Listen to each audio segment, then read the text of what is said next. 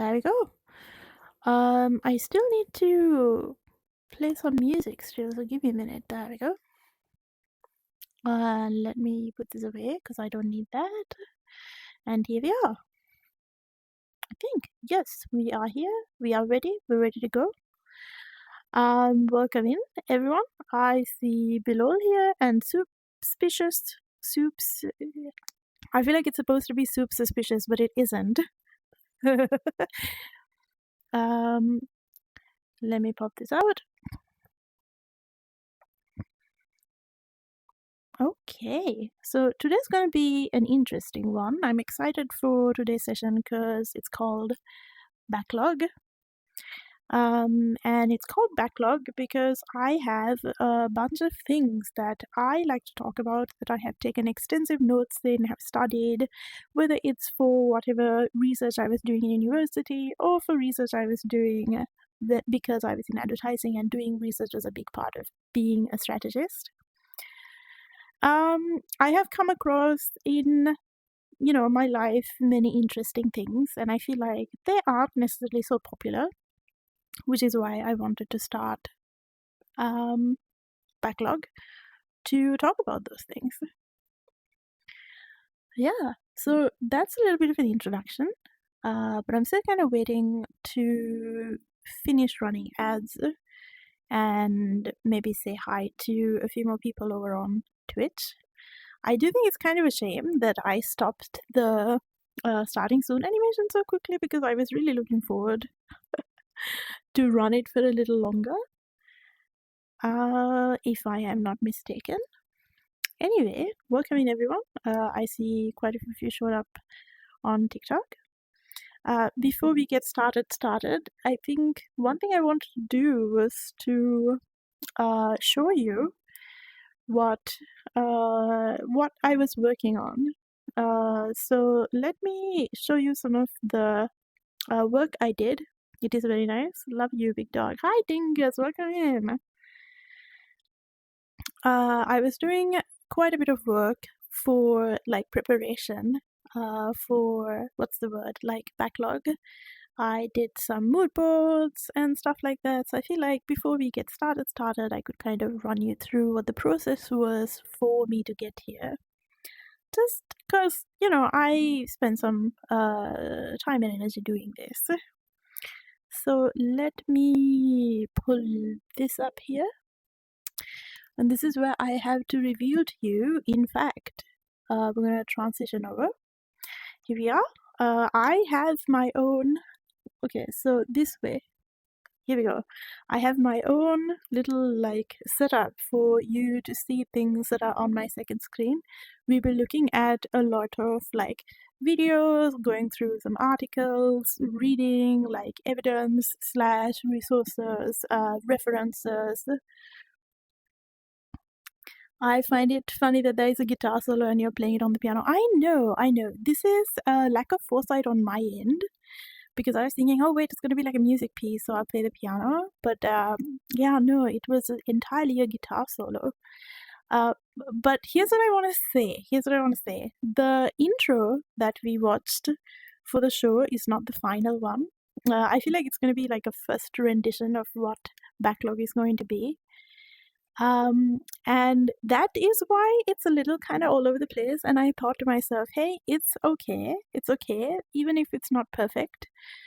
Because I think whether I'm going to continue to do episodes of Backlog or not will, really depend on if people want to listen to me talk about random things that I get hyperfixated on or not. So, yeah. Big cough move. Yes. Also, hi, Kayla. Welcome in. Yeah, so these are, if I'm pointing in the right direction, I am. So these are, which I'm glad, because this is actually where I have my second screen on VR as well. So these over here are the first renditions of tests I did for what a backlog would look like. Also, hello, Retro. Welcome in. Oh, thank you so much for the heart me. Thank you for the heart me, Kalo. Yes, so where was I? Yes, these are like the first renditions of like Backlog I work with. I really wanted it to be super colorful and like have gradients. I feel like I'm not fully still moved away from like this concept approach I was working on. But let's see. I think I can show you a few more things. Oh no, I think I took a screenshot when I had 1,300 followers. Okay. And these are also some like references I collected for Backlog because another title we were working on at the time was Tangent. And I felt like for Tangent to kind of lean into like these Da Vinci kind of drawings and like draw inspiration from like that kind of sketches would be fun. Ronald Wouter, hello, welcome in. Thank you so much for dropping by. How are you doing? And Retro as well. How are you guys doing? We're gonna take Backlog a little easy, a little chill. We're gonna talk about like the story of how I arrived here, things like that, and then get into the topic. Yes, so here are a few more references. I wanna switch to right. I also was wondering how cool would it be to do like this kind of retro approach. Like like this black and white kind of radio show situation. All good. How are you? I'm also good. I'm a bit excited and nervous for the rest of the session. Oh, I heard something. I think someone followed me. Oh, Mike, thank you so much for the follow over on TikTok. Thank you. I recuperated from my business trip, believe it or not. Shareholders meetings will consume your life essence. We're going to talk about a lot of corporate things today. Oh, my bad. I moved a bit much. You know what? I should go ahead and lock. That's a good. That was a good thing to keep in mind. Yes, we're going to talk about a lot of corporates today because the topic that we'll be discussing today is actually Coca-Cola. For someone that worked in advertising for such a long time, I think it makes sense that I want to talk about one of the biggest brands on earth that I am like desperate for people to know more about. So we're going to talk about Coca-Cola, but I think not in the way you'd imagine. But before we get into it, we're going to go through great effort 10 out of 10. Thank you. I appreciate that. The carrot over on TikTok, I appreciate that. So this is another like kind of where I wanted to go about it. And initially, this was also going to be like hosted by two people. Unfortunately, that didn't work out, which is why you'd see in a lot of the mood board, a friend of mine is here with me. But I'm doing this by myself, by my lonesome. Here's a concept board of what I was working on for Backlog on Illustrator. So here you can see kind of like everything and my references of what I get like envisioned. But all of this, I think, may or may not come to fruition depending on if I want to do another episode or not. It's a case of not putting the cart before the horse. Also, welcome in, Dominic. Hello. And big hello to everyone over on TikTok as well. Very nice to have you here. Let's see. I think this is all I can show you for now. Yeah. So before I don't even know what that screenshot was. So I'm gonna go back in here, turn on the world. We are back to kind of talking about what the backlog is going to be. So warm welcome to the show. I would like to take a minute of your time to show you the intro I made, just because I think it's funny. You know what? We'll look at the intro later. I don't want to lose you for like a 3-minute music in like intro thing. But let's get started with. Thank you so much for the heart, me. Thank you so much for the heart, me. Carrot-san, Gnuspa Carote. Feels like you're going to talk to me about my future. I'm not, but I might be talking about something you might find interesting. What do I call you? I'm not sure how to read your name, so I'm going to call you Pig, because that's the only part I can read in your user. So I'm going to start my piece now. Thank you so much for the likes. Thank you so much for the likes over on TikTok. You guys are great. Here we are. Probably won't be on stream for long since I got school. No issue at all. Okay, so here's a question to all of you who are watching. Do you know about Coca-colonization? Is this a word that you have heard before? Is it something that had crossed your periphery ever in like a media source, news source, any influencer or news source that talked about this? I'm going to repeat the word again, Coca-colonization. So you are familiar with the very, very famous beverage, Coca-Cola. And Coca-colonization is obviously a combination of the two words. Okay, Ronald Wouter indirectly, retro, yes, it's often talked about. Dominic never heard about it. Okay, perfect. You guys are a really good combination. Retro, since you work in the music industry, of course, I think as long as you work with like brands, this might come up. So I'm happy to have you here and to hear your opinions. And today we are going to talk about basically Coca-colonization. We're going to get into a few things, and I have a little summary here. Also, everything I'm going to talk about is going to be absolutely referenced. All the links and show notes are available on my Ko-fi. It is available publicly. If you come to my Twitch, you can type exclamation show notes, go to my Ko-fi, and find all of the references, links, all of my points that I'm going to go through today is going to be available on my Ko-fi.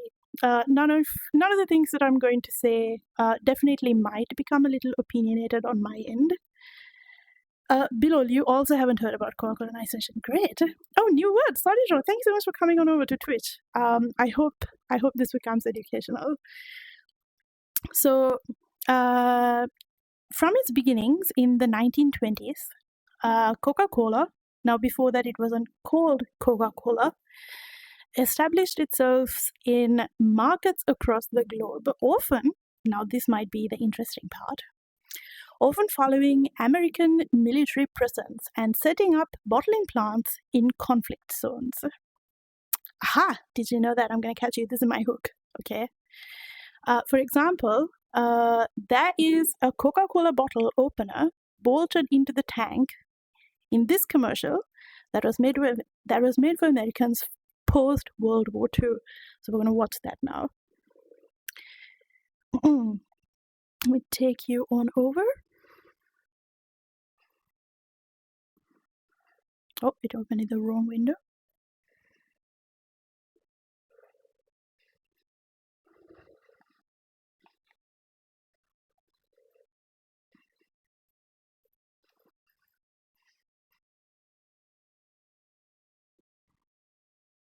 I am curious if you can hear this or not. Can you? Can you hear it? Or is the music too loud? Give me a moment. Let me turn the music off. And turn this up. You can hear. Okay.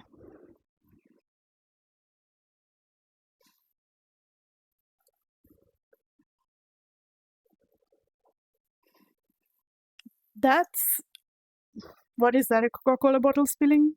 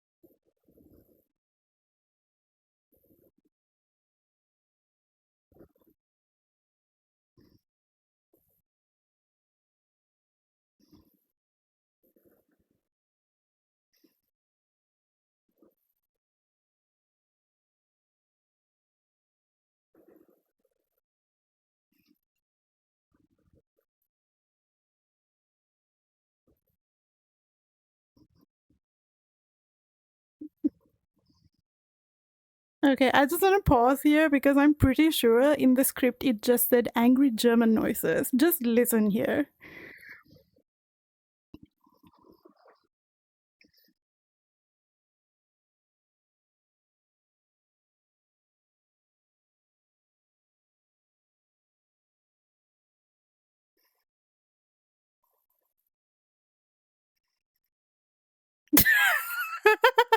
I'm sorry, I think my head covered. He's holding a gun in one hand and a Coca-Cola bottle in the other hand.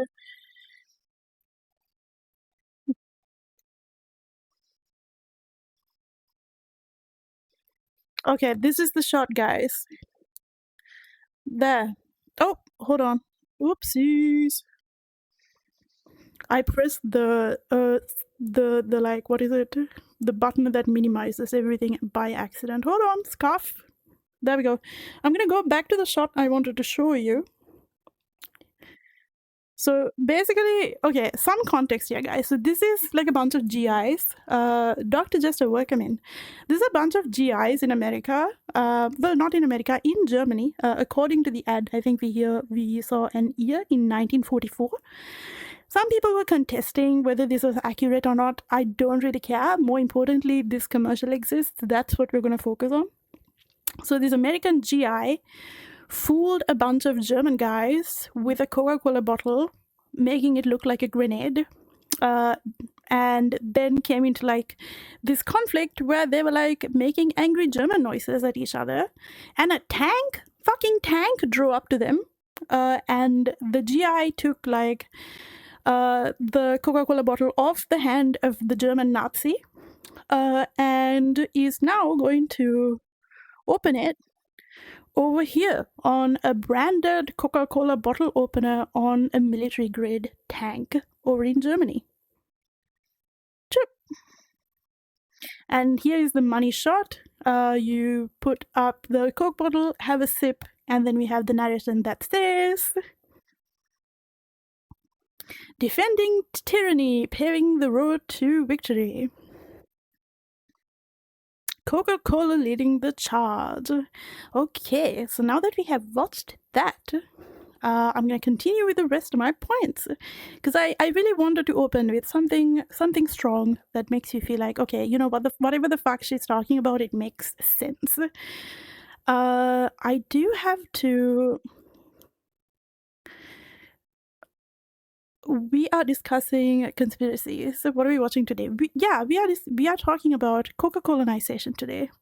Cervic, that's interesting. Welcome in. I do agree. Hold on, such a bad commercial too. Interestingly, given that this was made post World War II, it's actually considerably really well made. Of course, again, show notes are available on my Ko-fi. You can go and have a look at yourself. Audio, for example, I think in my opinion is like mixed really well. I don't remember M4 Shermans having a Coca-Cola bottle openers. Yes, actually, these are a vintage item. Thank you for sharing the live, TK. Now, yes, so that was the starting point. Could you spot the Coca-Cola bottle opener bolted onto the tank in this commercial during World War II? In design school, which is what I went to, I'm an arts graduate. I have a bachelor in graphics design. We pretty much swooned over open happiness as a tagline for Coca-Cola because of its strength. And the reality is it took me quite some time to see the wrinkles money was very nicely ironing out. If you weren't following, there was actually a reference to the last Oscar-winning film, Parasite. That was like a line that I really, really liked from that line where like, oh, rich people's wrinkles are all ironed out with money. So that aside, in hindsight, whatever I showed you is really not a secret. You can spend hours in forums where Coca-Cola collectors kind of go back and forth about the authenticity of Coca-Cola bottle openers listed on eBay. For example, this is something I found on one of those forums. And Sean in 2003 saying, I can attest to the fact that these were mounted on World War II vehicles during the war. And then there'd be pictures. And here's my opening for the rest of the stream. How much have you really studied the distribution change of this market giant? Okay, what am I saying? Okay, let me try again. I'm actually really nervous to do this. I'm going to read that again. Whew. How much have you really studied the distribution change of this market giant? Maybe if you are a veteran ad maker, this doesn't really make you feel anything. But in case you didn't know, yeah, there's no open happiness when we have to talk about Coca-Cola. So we're gonna now shift gears a little bit. Like I said, I was a graduate of an art school, so my introduction to Coca-Cola was actually really, really difficult. Sorry, not difficult, different. We're gonna have a look at something else now. This is how I saw Coca-Cola.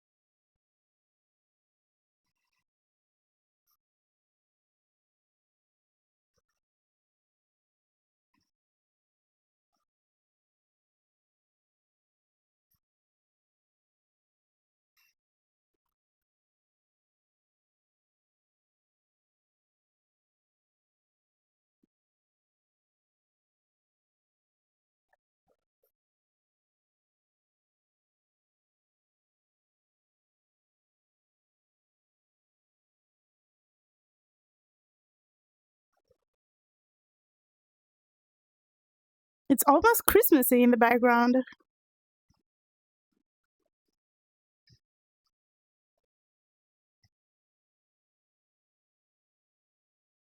Woo! Yay! We made you a Coca-Cola bottle, and that's how we made it. And this is the kind of advertisements we used to study in art school and tell ourselves, oh my god, did you see how they did that? Did you see that bloody shot? Do you see how like cool that was? Like the little guys and the music, and we would like swoon over Coca-Cola commercials. And we're gonna watch one more. Solitron, you're saying that this is one of their more interesting commercials. I remember that ad was so weird, not gonna lie. I do think like they're very whimsical and fun, and that is by intention. I feel like this is probably how you know Coca-Cola and how you're supposed to. This is a very recent advertisement that came out. Why is it weird? Don't be weird. I don't know, there's a scroll bar at the bottom. I don't know what that's about.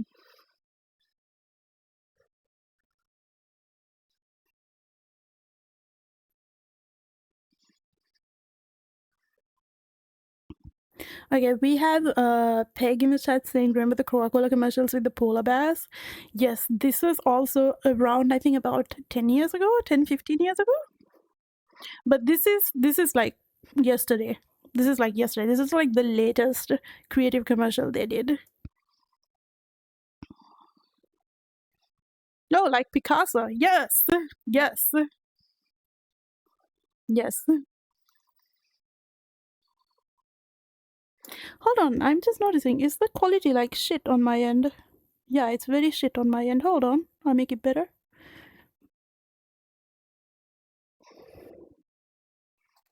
That's better. I like it, Picasso. Very across the Spider-Verse.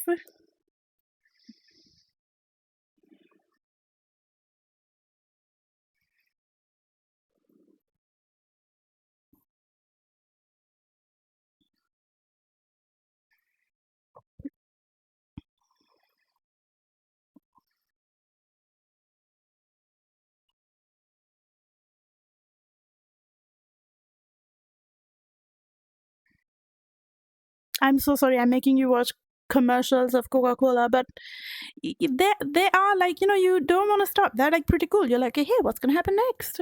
It's not too bad. It's the lady with the pearl earring. Like, are you joking? It's pretty well made.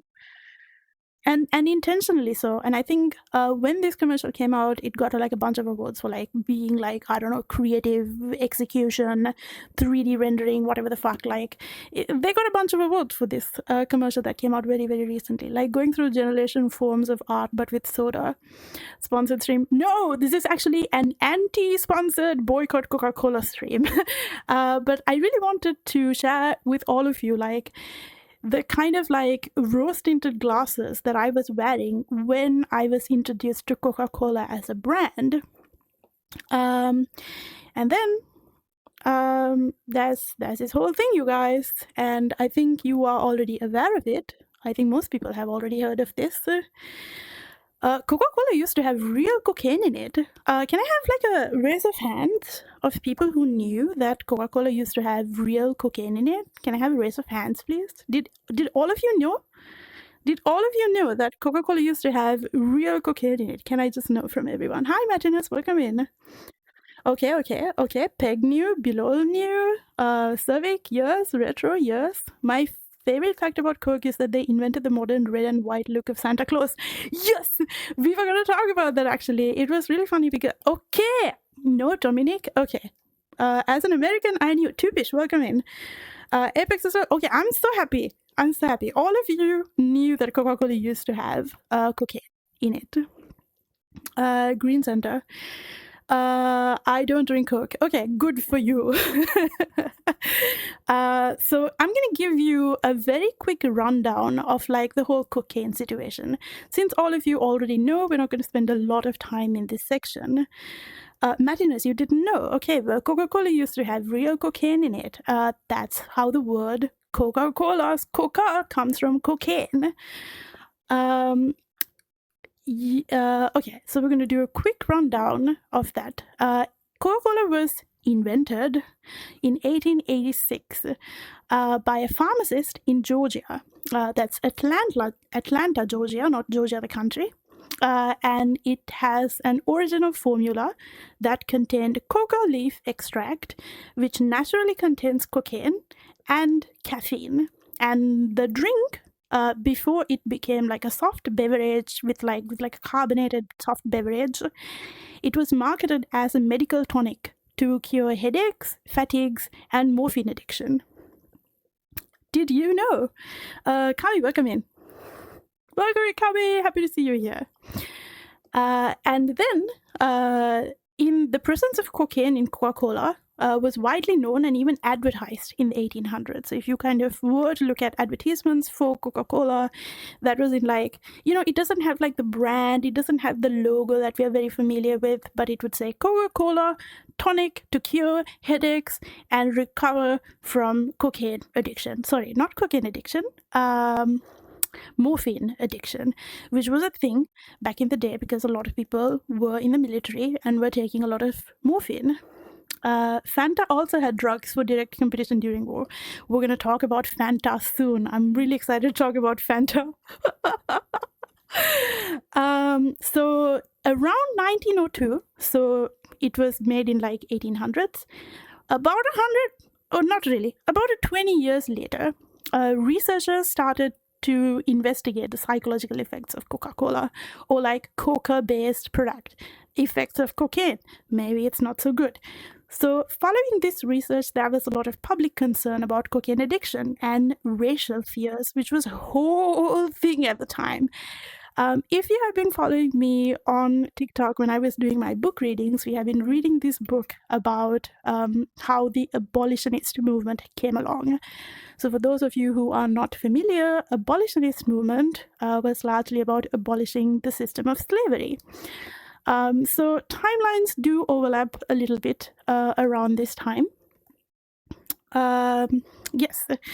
So there was growing public concerns. So actually, to give you a bad example of what that probably looked like, it was like, oh, the black people are drinking Coke and they're like addicted to drugs and we can't make them do slavery good, was what the public concerns at the time looked like. So it wasn't great.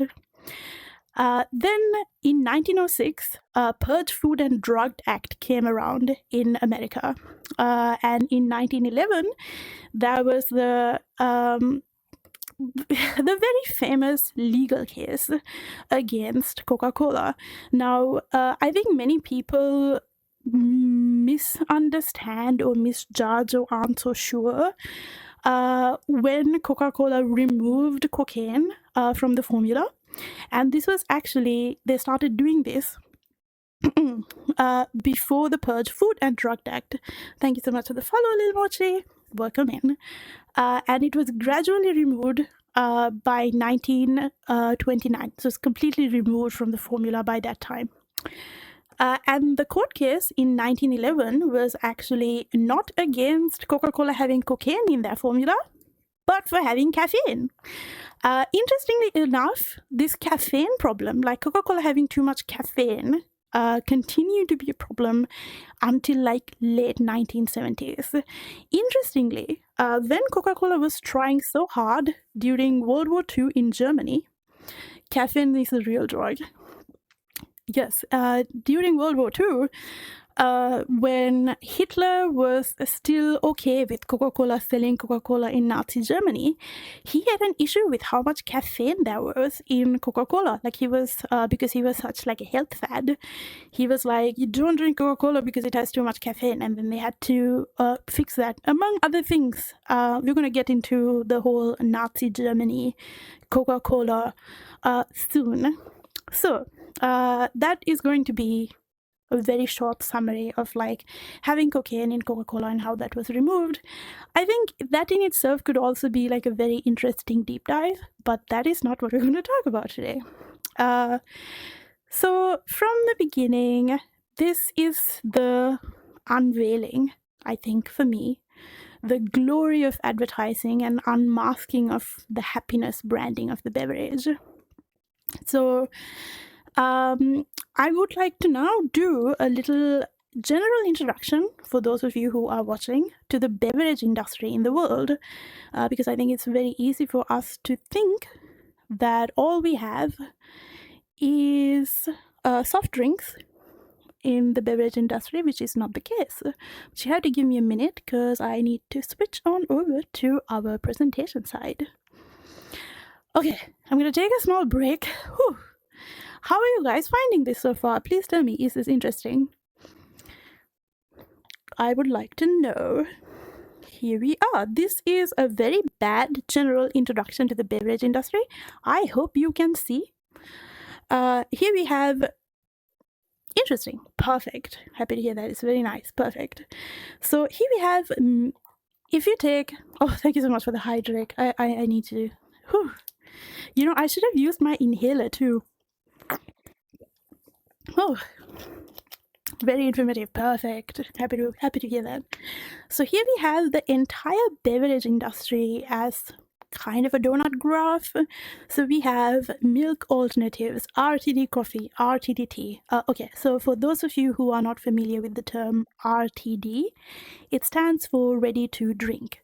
This is the kind of stuff that you buy off the shelf immediately. It's like chilled, warm. You don't have to do anything. You don't have to mix it with water. You don't have to stir it, nothing. You just pick up the thing and you drink it. That is RTD. Usually in the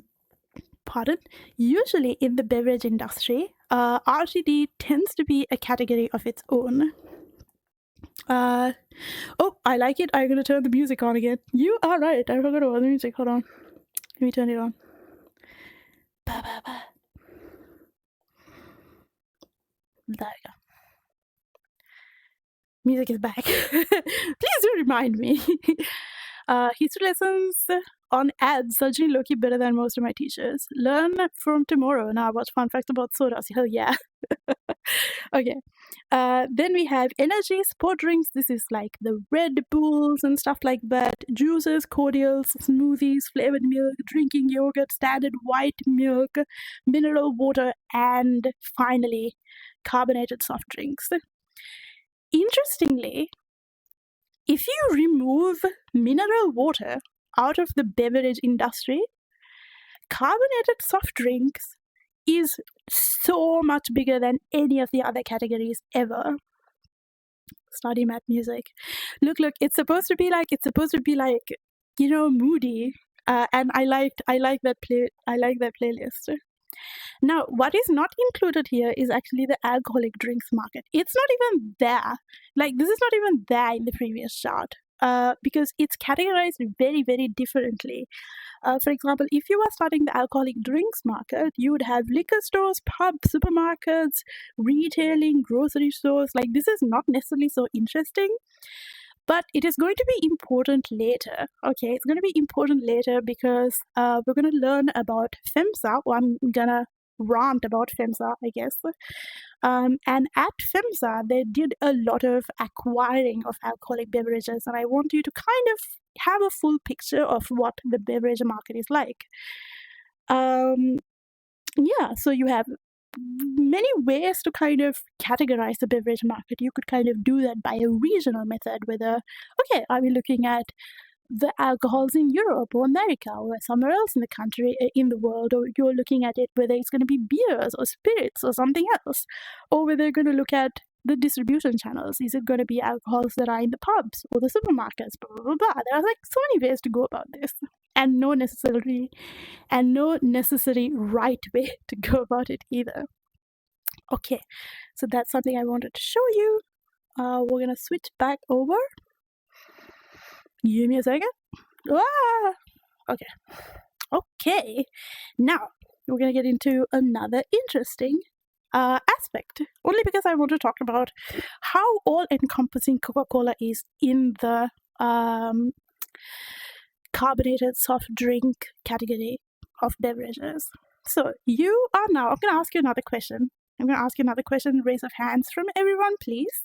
If you are familiar with combination Pizza Hut, Taco Bell, and KFC locations. Have you ever been to one? Are you familiar with this? Is this something that you have experienced? So I'll explain it a little bit more. Combination Pizza Hut, Taco Bell, KFC locations. This is basically like a food court you could go to, where you would find Pizza Hut and Taco Bell and KFC pretty much in the same area. Okay, hand of raised, Solitron, Retro, Dominique, Civic, okay, and Peg. Wow, okay, you guys know exactly what I'm talking about. So, were you also familiar that they only sell Pepsi carbonated drinks? I'm gonna assume you do. This is because Pizza Hut, Taco Bell, and KFC are owned by PepsiCo since 1970s after failing to compete with Coca-Cola. No, we don't have Taco Bell. Oh, damn. Anyway, it's a thing in America.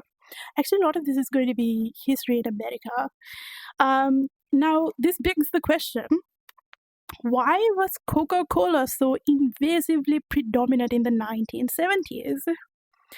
Okay, Kami, I kind of knew about the beverage industry, but today I learned that processed food companies like Kraft was bought over by the tobacco industry. Maybe you can check it out in another stream. That would be fun, yeah. A lot of stuff somehow American history. I think the problem, or like not the problem, the case in today's stream is that I'm going to talk about a very, very American drink. It's going to be about Coca-Cola. So a lot of the stuff is going to be related to, you know, like the markets and political climate in America. Now, we're gonna get into a bit. Okay. My previous question was, why was Coca-Cola so invasively predominant in the 1970s? This is because of their marketing and advertising strategy. There are so many things they did. It's fucking impossible to talk about everything. But I have, for today's session, categorized at large 5 big things that Coca-Cola was doing to become so predominant in the 1970s. And they pretty much dominate the current markets as well. So we'll Blade, what did I miss? Oh god, a whole lot, but strap on in. Welcome in, I hope you're having a good day. So, here are the 5 reasons. And at the end of kind of explaining to you, okay, these are the 5 things that Coca-Cola did, we're going to get into the middle section of today's stream, which we will go in depth.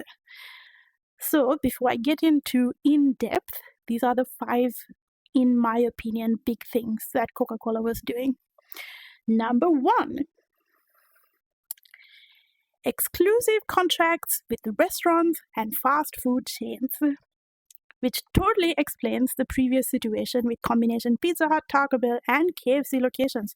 Whoever fished out a watch, congratulations to you.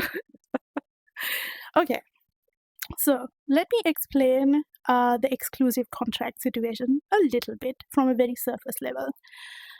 Coca-Cola has been making exclusive contracts with restaurants, diners, and fast food chains for literally decades.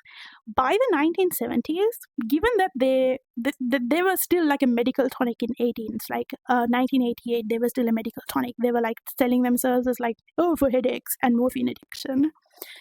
But by 1970s, Coca-Cola had locked down McDonald's, Burger King, and Wendy's, ensuring that the biggest competitor, Pepsi, had no chance of selling their soda at the three biggest chain restaurants in America. And I think at the time, this was only America, which is interesting because for the Americans that are watching right now, in Europe, this is not the case. At McDonald's, Wendy's, whatever, it is not possible for you to only sell Coke because the European government said no to monopolization of markets. But in America, this continues to be the case. And I think this is also like that in Sri Lanka as well. You can only get Coca-Cola at McDonald's and Pepsi at Burger King. Pepsi at not McDonald's. Okay.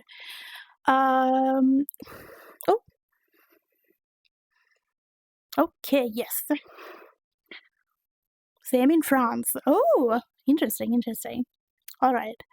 So they also made contracts with airlines and hotels. You can often ask for a Coke when you are on a plane, but not so much a Pepsi. They most likely don't have it, and this is by design. There are exclusive contracts between a lot of airlines and Coca-Cola.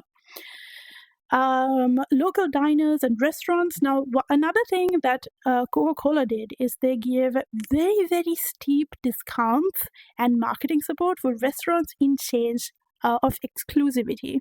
So if you have, yes, Common W, EU, I agree, Kali.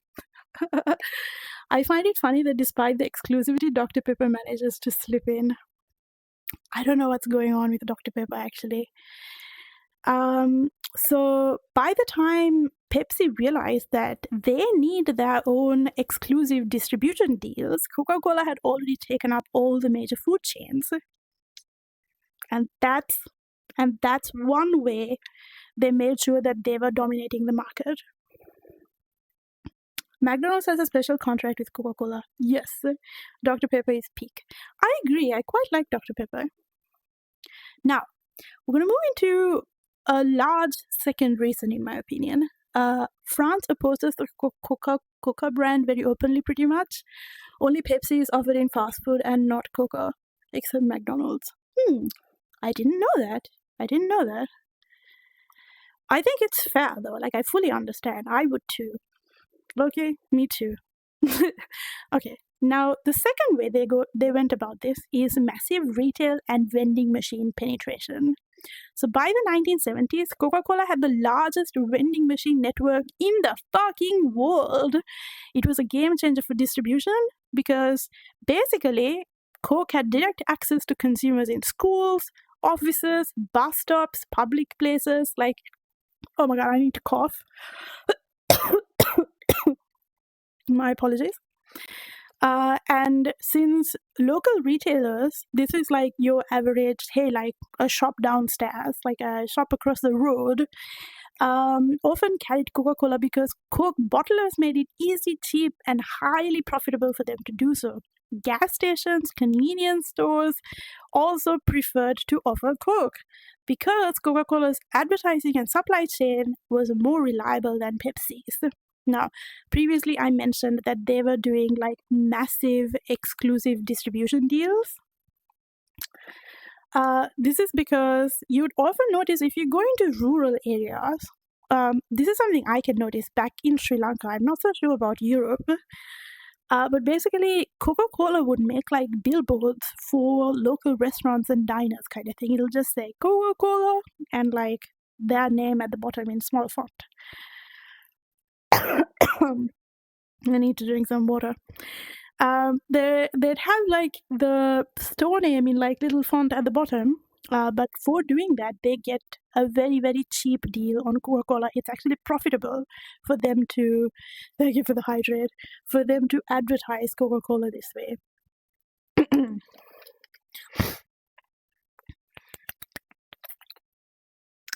Thank you. Now, the next one is going to be the brand and psychological lock-in. Oh my God, Bilal! Thank you so much for the hand hearts. Hold on, how many are you sending? Oh my God, that's a ton. That's a ton over on TikTok. Thank you so much. We achieved the live goal. Thank you so much, Bilal. Absolute doubly. Thank you so much. Yay! Let's go, Anna. Thank you. It's still going. It's still doing the animations. Holy fuck. Oh my God. We're still going. Yo. Hold on. Okay. We're still going. Oh my God. We're still going. Thank you so much. I wish it told me like how many hand hearts that is. It's not telling me. I'm pretty sure it's 10. Thank you so much for the 10 below. Absolute doubly. Thank you so much. Yeah, they basically use the local shops as advertising space. Correct. And in exchange for it, you get a lot of exclusive like discounts. Now, then you have the brand and psychological lock-in. Coca-Cola isn't just a soda. It's always like presented as a lifestyle, an American icon, a cultural phenomenon, and we're gonna see this as we get into the deep dive a little later. And the advertising campaigns, for example, It's the Real Thing in 1971, really reinforced brand loyalty. This is something Coca-Cola spends a lot of money, effort, time on. And because of all of this advertising effort, a lot of people tend to associate Coca-Cola with family, nostalgia, happiness, and it's really difficult then to convince consumers or customers to switch from Coca-Cola to Pepsi or Dr. Pepper or anything else. The Coca-Cola versus Pepsi ads really split people apart. I remember that was a fun time. In advertising. Unfortunately, it also only happened in the States. I wish it happened elsewhere as well. They really like nick it out. Is that an expression? I'm not so sure. I experienced a little bit of lag, but I have returned. And because of like this psychological lock-in, a lot of like restaurants and distributors feel less risk choosing Coca-Cola over Pepsi because Coke had decades of proven success. If you are a new restaurant, you would rather supply Coke, which you know is going to sell, than take the risk and supply Dr. Pepper.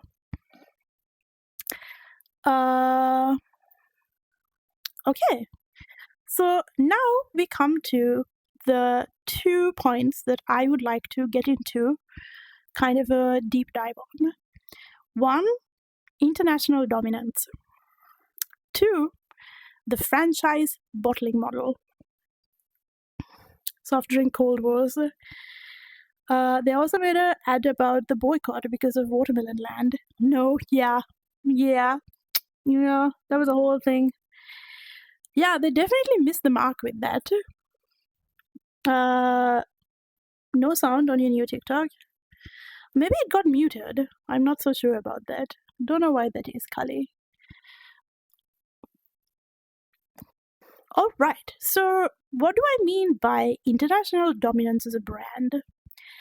In the 1970s, Coca-Cola had deeply embedded itself into international markets. Thank you for the follow. Thank you for the follow. Welcome in, Blitzo, and for the bonk as well. I do not know why I deserve this bonk, but I appreciate you spending the channel points and being here with me today. I hope you're having a good day. Welcome in. Right. So, yes, deeply embedded itself into. Thank you so much for the posture check. Oh wow, both of you at the same time. Thank you, Retro. Yes. deeply embedded itself into international markets, especially post-war Europe, Latin America, and Asia. And all of these areas are going to be important when we get into the deep dive. During World War II, I know that right now I'm giving you kind of a quick summary of what we're going to get into. We'll get into references, pictures, videos soon after. The legendary drink war. Correct. Also, welcome in Chaos. I saw you say howdy earlier. I hope I said hi back to you. I'm not so sure though. Okay, so during World War II, Coca-Cola had made a deal with the US government to supply soldiers with Coke, leading to an explosion of demand worldwide. Now, in the previous ad we watched, that's what you saw. You'd have like your average G.I. Joe with like his little satchel, in which I don't know what they carried, but they definitely had a bottle of Coke in there, and that was a deal with the US government to make sure all military troops of the States carried Coca-Cola with them. And by 1970s, which is, a few decades after the Second World War ended, World War II ended. Coca-Cola already had set up bottling plants over 100 countries, making the default soft drink in most markets: Europe, Latin America, Asia. Pepsi, now they had some trouble getting into Russia and they had some trouble getting into China. But they're doing a pretty good job now, but we're talking about the 1970s. So at that time, this is what they were leading. A bottle of Coke and some bandages. They were barely working. Good priorities. Yeah, definitely. So Pepsi, by contrast, was still trying to break into global markets, facing tough competition from Coke's entrenched supply chains.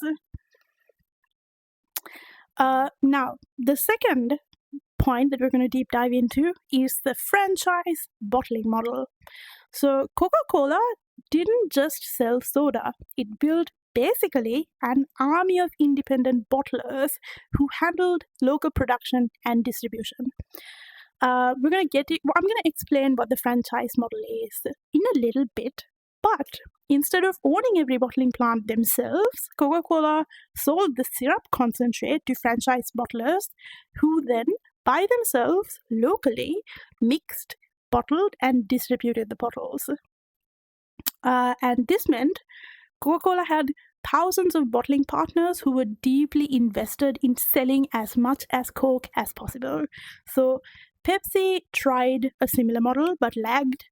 I think this was, like one of their efforts was to do like the trifecta combination Pizza Hut, Taco Bell, KFC situation.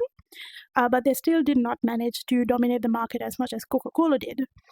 So in 1970s, Coca-Cola bottling network was so vast that they could virtually reach every small town, highway stop, and vending machine in America. There wasn't a place where you couldn't get a Coke. And I feel like you probably already know this. That like the smallest gas station you can go into, there'll be a bottle of Coke. That's how big the bottling and distribution network is for Coca-Cola. All right. We have made it to the end of the introduction. Oh, I'm getting an inactivity message from TikTok. Why? I'm talking to all of you. Why are you doing this to me, TikTok? I'm here. Don't do this. I'm here. Okay. I'm gonna do a little breather, stretch. Oh, my shoulders feel a little lighter. So how are you guys doing so far? Can I have a check-in with everyone? What are you feeling? How are we feeling? Am I talking too fast? Retro? Yeah, we're here on TikTok. Thank you. Fanta Arc is going to be a little later. I respect the passion. Thank you. Thank you. This is how I started to passionately hate the advertising industry. Oh, thank you so much for the hat. Thank you, Bilal. Very informative. To be fair, I'm on both. Oh, that's true. That's true. You're on both. Chaos. Thank you so much. Thank you so much for keeping TikTok a little active, everyone. I just have to make sure that I click on the chat a little bit. Glitch, hello! Welcome in, welcome in. We're moving into part 2 soon. Happy to see you. How are you doing today? Maybe I should use the inhaler. You know what? Give me a minute. Now we're going to talk about next the franchise bottling model. My idea was to make sure that I stream for about 3 hours. I really thought I would be done with the introduction section in about 20 minutes, but it took me a whole ass hour to get through the introduction. So maybe we do a continuation on episode 2 instead of, I'm not so sure if I can run through everything today at this pace. Let me have we're an hour deep. Yeah, we're live. Drink some water. Right. Now, before I start, I'm gonna show you a little thing I worked on, okay? We're gonna switch on over to TikTok first because it's easier for me to show on over there. And I feel like before we move into part 2, I can play this a little. Like it's not too bad. Here we go. Enjoy TikTok. And enjoy Twitch.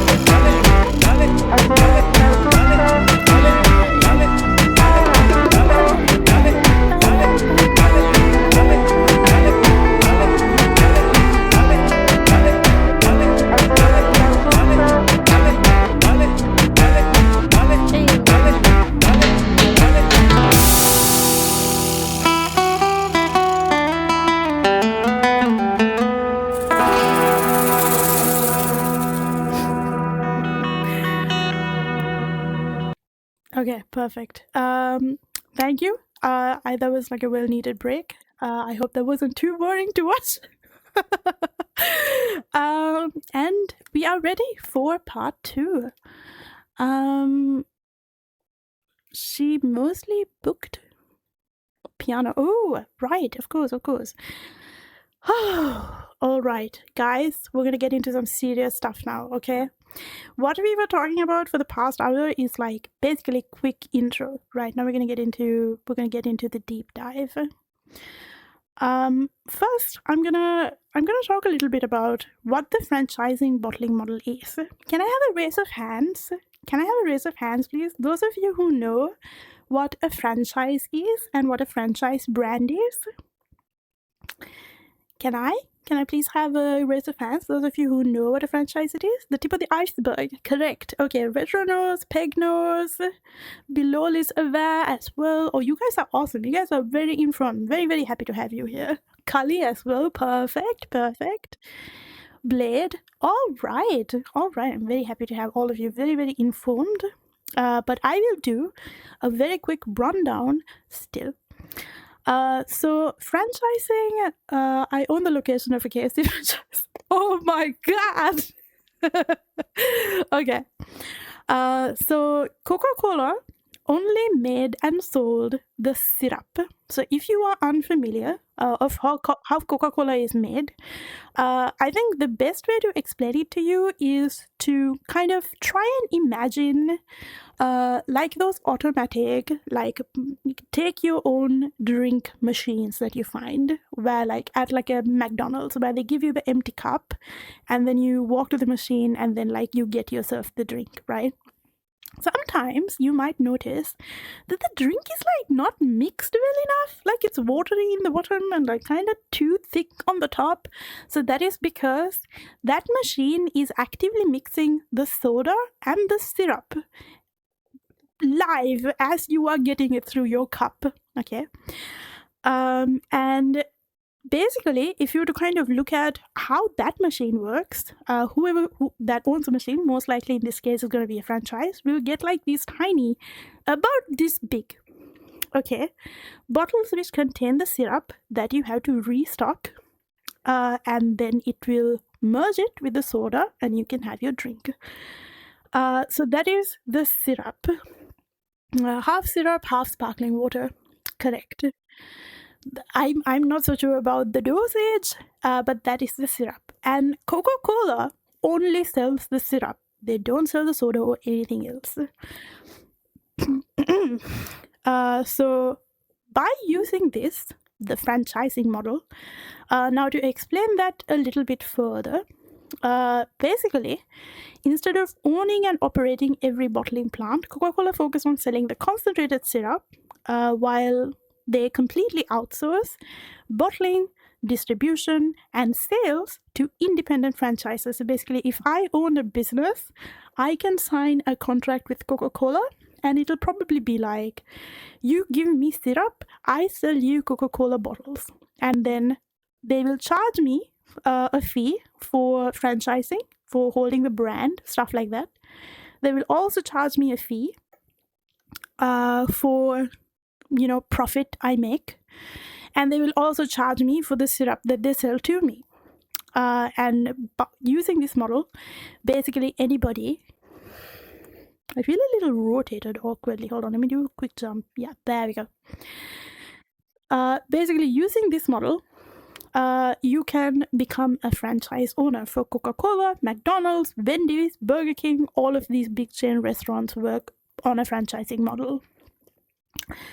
Now, the thing, what is extremely profitable about franchising than having full ownership is that they don't need, Coca-Cola don't need massive upfront investments in factories, trucks, employees. The local business will take care of all of that. And they also don't need oversight of like the local distribution, because whoever owns a franchise will then do that. So a lot of this like startup cost is then getting covered, or rather being offhanded or offloaded to entrepreneurs who were, you know, intrinsically very highly motivated to succeed because they build their own bottling business. So that is why when I was going through the introduction earlier, I mentioned that whoever the stakeholders were when it comes to like these franchising bottling plants, they had a lot of motivation to make sure they sell as many as Coke bottles as possible. You basically pay for advertising them. Yeah, basically, yeah. But you also get like, the syrup looks very unpleasant, but the drink tastes good. Yeah, you're right. Especially when it doesn't get mixed properly in like those machines. It's not great. But you can mix it. It's very, how do I say, homogeneous. Cisco, Martin Bower, Performance Foods, Saladitos all distribute. Yes. So this like franchise model means that Coca-Cola could kind of expand exponentially. And I really want you to kind of feel the stress of the word expand exponentially. Okay, because that is not something that should be possible without needing massive amounts of capital, making it vastly way more profitable than anything they would have been able to do in-house. There are many things I don't like about franchising, but that I do like, many pros and cons. SodaStream is literally your own soft drink machine at home. Yes, basically, that's correct. So now I'm gonna explain very quickly how this helped Coca-Cola sell more Coke, right? Hyper-localized distribution, faster response to demand, incentive-driven sales, and Coca-Cola focused so intensely on marketing. I'm getting the inactivity thing on TikTok again. Hold on. There we go. Wait, so SodaStream sells the syrup. No, I think maybe? I'm not so sure. I don't know much about SodaStream. This whole SodaStream thing is like very new to me. Hold on, I forgot the music again. Here we go.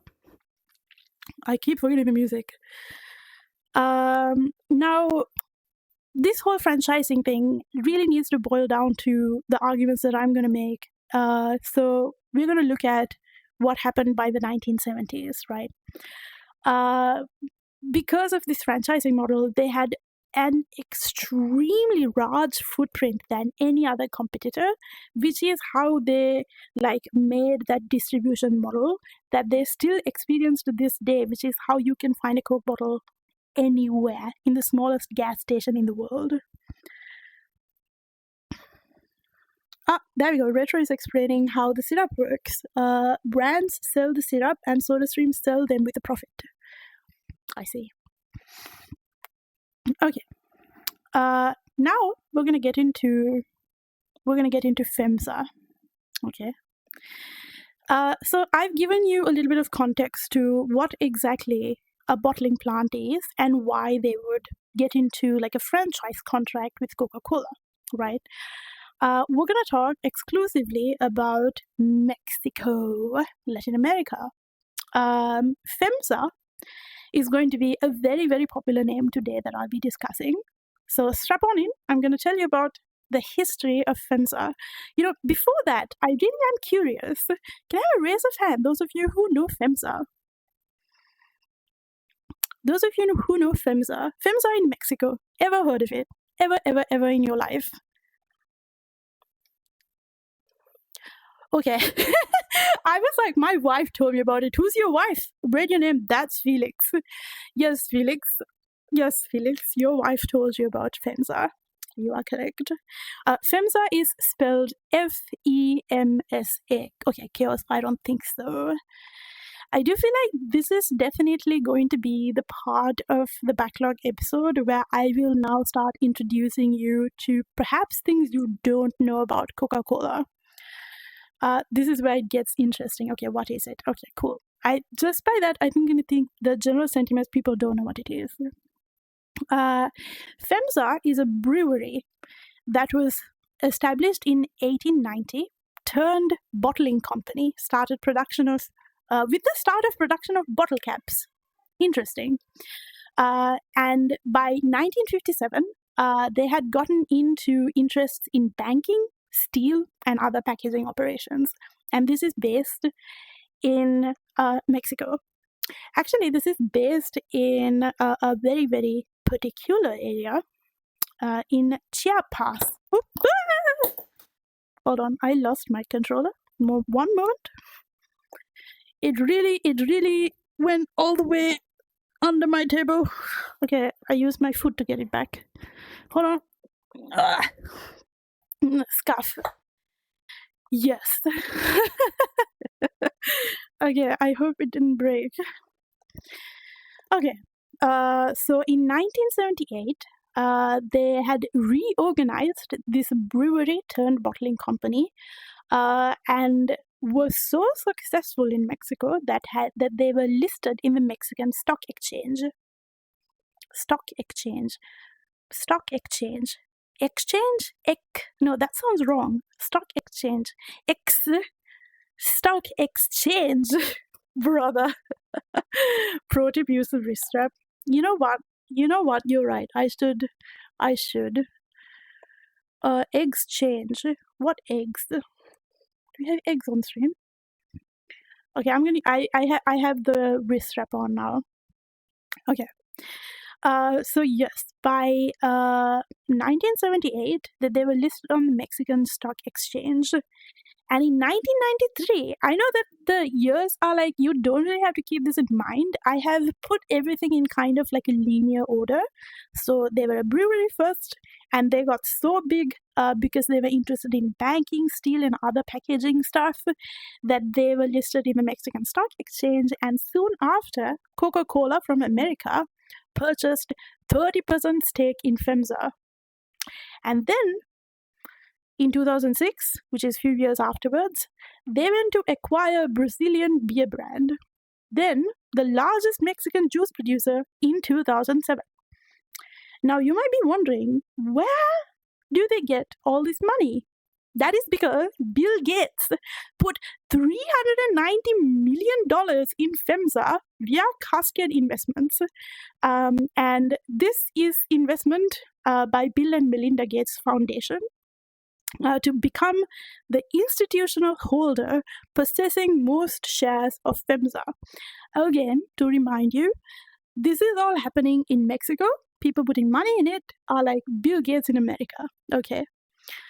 300 million is pocket change for Mr. Gates. That's true. But you have to also keep in mind, this was back in 2007. And then in 2010, there was a stock swap between FEMSA and Heineken. And eventually, FEMSA was 20% owner of Heineken stocks as well. In 2011, FEMSA acquired regional Mexican Coke bottle Grupo Quimsa. I probably butchered that. My apologies. I do not speak Spanish. To $838 million US dollars, almost like 200 million short of being $1 billion spent on acquiring this Coke bottler. I have some questions. Hold on. Wasn't the Foundation for Good Stuff like tax evasion? No, it is definitely interesting to look at like where billionaires put their money and what they do with it, and the public image of it. Like if you were to look up, for example, Bill and Melinda Gates Foundation, you don't see that they owned like 20% of Coca-Cola in Mexico. This is not what comes up, but this is what they do with the money. All right. So to give you a little bit more context about FEMSA again, is that they had revenue in 2019, $26.9 billion US dollars, making it the 5th largest company in Mexico. So, all this to say that FEMSA is one of Mexico's most powerful companies. And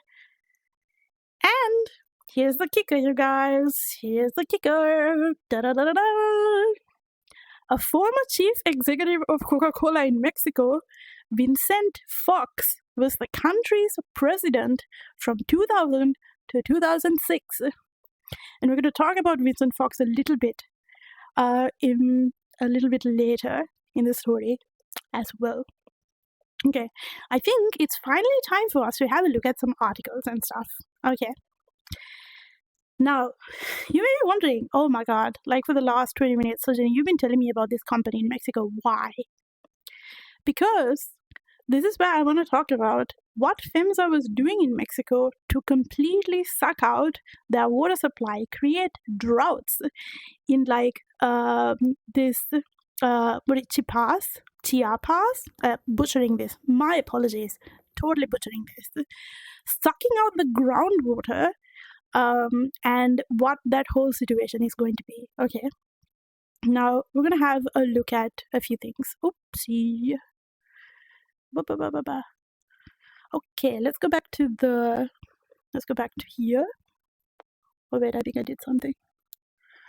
No, I'm good. Okay, now we're gonna understand a little bit of...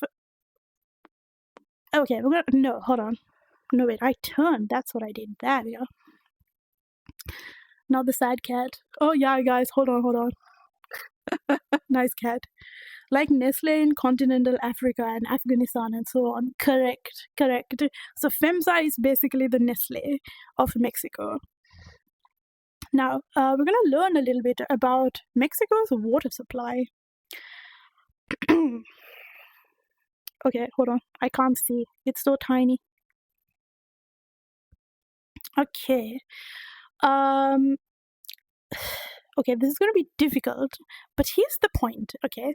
Approximately 85% of Mexico's land area is classified as arid or semi-arid. And what that means is that they only get rain as their primary water source. If it rains, they have water. If it doesn't rain, they don't have water. That is arid or semi-arid, right? So this classification indicates regions with low and highly variable rainfall. Okay, so there is, if there's no rain, there's droughts, especially in the northern areas. So I'm going to go down a little bit to look at this map. So this is where, hold on, can I zoom in? Can I zoom? Okay, so this is where Chiapas is, if I'm not butchering how to say the name. And this is a very arid area of Mexico. Getting into such company actions very much. Bro, if forced to do arithmetics by his dad. Not surprised, he's depressed. Who are we talking about? The cat? Okay. I think maybe. The cat, okay. So here's another thing. I feel like one of those weather people. Over here is where Mexico experiences rain. Well, we're gonna have a storm coming in this direction. What the fuck? Storm lights. Okay. You know what? I will do the hand gestures. It just seems fun. Okay. In Mexico, 77% of annual rain happens in June and October. So basically, what that means is that they have a 3-month monsoon season. Weather's the ocean is technically already soup. Okay. I'm gonna do the hand gestures. Okay. 77% of annual rain happens in June and October, but with climate change, rainfall is incredibly variable with frequent droughts. Now, here's another interesting thing. A little over 70% of all rainwater is lost in Mexico through evapotranspiration. Can I have a hand for this? Who the fuck knows what evapotranspiration is? If it isn't the Gulf of Mexico. Oh no! It's not the Gulf of America. Oh, also, Felix, you said Gulf. That's funny. Gulf. Gulf of Mexico. Okay. Evapotranspiration is a combination word for evaporation and transpiration. So evaporation is when, like the sun heat evaporates the water off the land, and transpiration is basically what plants do. Plants suck out the water from the ground level, use it in their processing to make food, and then gets released into the atmosphere as water molecules as a part of photosynthesis. And that is transpiration. So evapotranspiration is a combination word for both of these. And basically it just means that all of that water we were talking about with the rainfall that like most of Mexico is dependent on because they were like arid, gets returned to the atmosphere by evapotranspiration, a little over 70%. So you can imagine how much water is actually being retained as groundwater. And you might be thinking, why is this interesting? Why is this interesting at all? Because in Mexico, groundwater, and if you're not familiar with what groundwater is, I feel like I'm really getting into this. Really getting into this. Groundwater is basically water that is buried in the land. This is not like bodies of water, lakes, rivers, not that. This is the stuff that like trees get out to do photosynthesis. Okay, that's groundwater. And that is 64% of public water supply. And public water supply is basically drinking, bathing, cooking, cleaning, what you use in your dishwasher, what you use in your washing machine, stuff like that. Water will soon become a rare resource. What we build wells for. Yes, exactly. That's what groundwater is. You build wells to get groundwater. Now, a few more things. Hold on, let me open this. Water resource management in Mexico, which basically tells us at some point about groundwater resources, and I think the point was somewhere here, what I was making. Groundwater accounts for 64% of the volume of public water supply. And here we have a quick preview of what groundwater is. That's useful as well. So this is not the stuff that you see in lakes, but rather is like buried under several layers of dirt of earth. Okay, now we're gonna connect the dots of PHMSA and what like this whole groundwater thing has to do, because they're bottling plants, right? I feel like it's also important to get into why Chiapas itself is an important part of Mexico. Is groundwater not a thing in Sri Lanka? It is a thing in Sri Lanka. We do have wells. We have, what are they called? Onsens. I think onsens also count as groundwater. Water everywhere, but not a drop to drink. Not in Mexico. Not in Mexico, guys. Now, we're gonna get into an important bit, and we're gonna okay, hold on. Here comes the corporate lingo. We're gonna circle back to why Chiapas is a very important part of Mexico soon after this. We're gonna read this article. I think that's the best way to go about this. Here's the title. In a town with little water, Coca-Cola is everywhere. So is diabetes. Okay, this is an article from the New York Times, and you have to pay New York Times money to read this article. So I'm using Archive today to look at the archive of the article instead. If you pay New York Times money, you can see more pictures, but we can read the important article.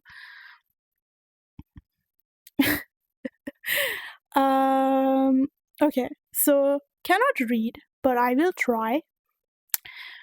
San Cristobal de las Casas, Mexico, Maria del Carmen Abadia lives in, let me snooze that ad first. There we go. Lives in one of Mexico's rainiest regions, but she has running water only once every 2 days. When it does trickle from her tap, the water is so heavily chlorinated, she said it is undrinkable. Potable water is increasingly scarce in San Cristobal de las Casas. Hold on. I also need to tell you when this article, the time of this article as well. This is written in 2018, so it is a little old. Keep that in mind. A picturesque mountain in the town, blah, blah, blah, blah, and have running water just a few times a week, and many households are forced to buy extra water from tanker trucks. So many residents drink Coca-Cola, which is produced by a local bottling plant. As we learned, PHMSA can be easier to find bottled water. Can be easier to find than bottled water, and is almost just as cheap. In a country that is among the world's top consumers of sugary drinks, Chiapas is a champion. Residents of San Cristobal and the lush highlands that envelop the city drink on average more than 2 liters or more than half a gallon of soda a day. The effect on public health has been devastating. The mortality rate from diabetes in Chiapas increased 30% between 2013 and 2016. And the disease is now second leading cause of death in the state after heart disease, claiming more than 3,000 lives every year. Okay, there's a better diagram of like Chiapas. Casa is house, yes. So it's not technically cheaper, it's just easier to get. It is a combination of both. It is widespread. It like we were reading, like basically if you want to get like drinking water, you have to wait for like this truck to come and give you water, or traverse yourself and like go and buy water from a plant where it is available for you. So it is both inaccessible or inaccessible is not quite the right word. I think difficult to access and also expensive. So basically that bottling company is sucking up all the water to produce Coke and then resell them to thirsty citizens. Oh no, Retro, you'd think that, wouldn't you? You'd think that's the problem. It's a lot worse. Soft drinks have always been more available than water. I'm gonna skip a little bit of like them talking about things. Wait, what? Yeah, it gets worse because guess what? FEMSA sucks up all the groundwater in this particular area of Mexico, makes Mexican Coca-Cola out of them, and bottles the rest as bottled drinking water and sells it to the citizens. Yeah, they're like, oh yeah, your well ran dry? No! How terrible! Oh, what terrible ill has like befallen you? Here, buy my water bottle. And here we learn that the plant has permits to extract more than 3,000 gallons of water a day. And I think in liters, we were looking at the number earlier in maybe later in another article as well. And as a part of a decade-old deal with the federal government that critics say is overly favorable to the plant's owners. Now, the stuff Nestle does but with sugar water, accompanied by the idea that sugary drinks dehydrate you even more. Exactly. Oh, thank you for that number. I can't read that. I can't read. I am illegible. Yes, so there has been like a lot of like public outrage about the drying of wells in Mexico because of this bottling plant. Of course, if you talk to the Coca-Cola executives, this is what they say. Experts say that the company has been unfairly maligned for the water shortages. They blame rapid urbanization, poor planning, and a lack of government investment that has allowed cities' infrastructure to crumble. And then, of course, we have a little bit about like what climate change is doing and images that won't load because I didn't pay New York Times. But there is a growing strife between Mexico and the United States.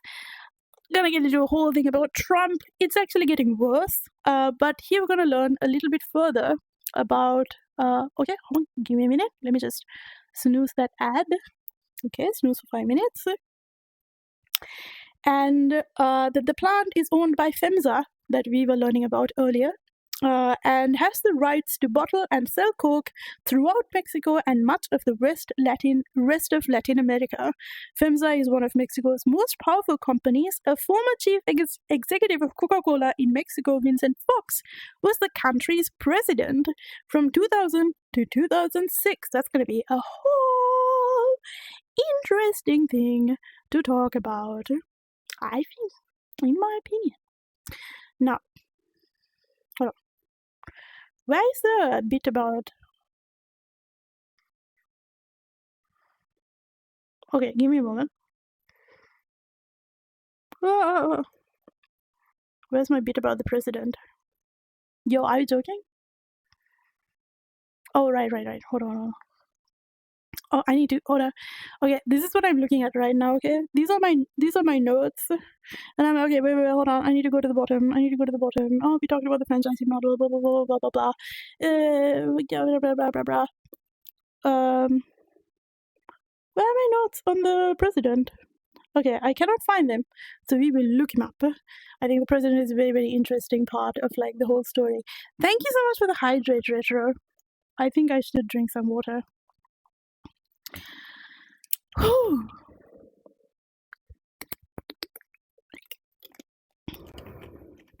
Okay, we are like half an hour in. We're going through the middle section faster than I thought. Now, here is another interesting article on Coca-Cola sucking wells dry in indigenous Mexican town, forcing residents to buy bottled water. That's why I said, Retro, you'd think, hey, maybe they're taking that and making Coke and selling people Coke. Nuh-uh. They're taking all the water, bottling it, and selling it back to the people that they stole it from. Oh, no. They can't say stole. They had the legal rights to extract that they are selling back to the citizens. Okay. Here we have the number of liters somewhere here. I'm pretty sure it was in this. Coca-Cola factory in Mexico is reportedly draining wells dry, forcing local residents to buy bottled water that they bottled. Natural supplies have run out in the indigenous town of San Felipe Ecatepec. I'm so sorry, my apologies. In the state of Chiapas, southern Mexico, meaning people must walk for 2 hours fetching drinking water, one former local officer said. This is an article that was written in 2017. This is the year before the article we were reading previously. Mr. Umara said that people in the region had repeatedly asked both state and federal government to install a deep well in the community for 12 years to increase the community's access to water, but authorities had done basically nothing. And I wonder why. In response to reports that it was leaving indigenous communities near San Cristobal without water, FEMSA said that it was committed to the sustainable development of its associates, communities, and the environment. Ha! Wait. I think I read that accurately. I feel like, all the marketing jargon, committed to the sustainable development. Oh, fuck off. Basically, I don't think I have the article here yet. Basically, they were like, oh, you know what? Okay, if you want water, if you come to our plant, we'll give you water. Like, come over to our plant, and then we have like a assigned number of liters that we can like hand over to the local communities. But the bottling plant is so far away from everyone that you have to walk for 2 hours to get some water, and it is like rationed. So you only get so much water from FEMSA. The president deleted everything. I'm not so sure. They somehow got the rights for their water.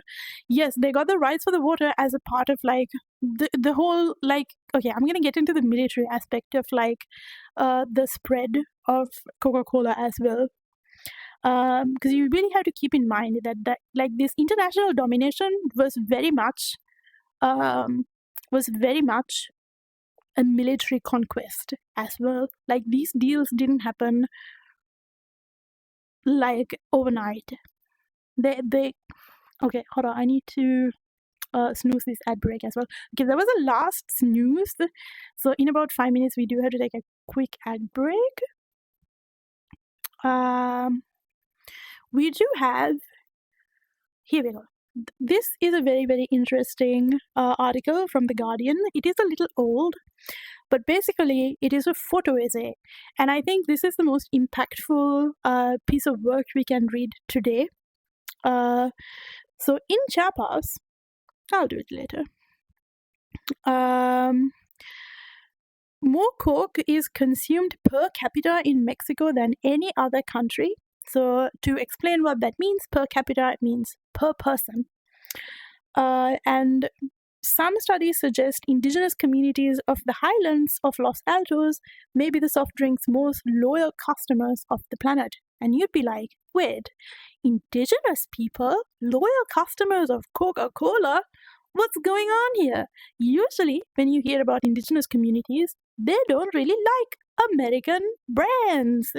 But what happened here? I wonder. Very interesting. Anyway, here's some pictures of the community in Chiapas known for its consumption of Coca-Cola. You can see there's a lot of like Coca-Cola stuff happening here. Coca-Cola everywhere. Signs are everywhere. Red trucks, embezzled zoned with curly white logo, familiar sights in the far-flung villages. In Chiapas, Coca-Cola fridges occupy most visible spots in the corner shops, while billboards adverts so widespread that they often end up building materials for the very poor. Here is a celebration where people are dancing, singing with alcohol and soft drinks, which seems pretty normal. I feel like you can find a scene like this in Sri Lanka as well. You know, play some tunes, drink some alcohol, have some coke in the corner. Nothing wrong with this image. Seems fine. No, no gathering to celebrate a birth, hello, a marriage, or a patron saint is considered complete without Coke for the guests. Strikingly, Coca-Cola has become an integral part of the indigenous religious observances and healing ceremonies, which are often intertwined with the Catholic pantheon, but operate autonomously with the church. A bottle of Coke believed to feed the good spirits, hello,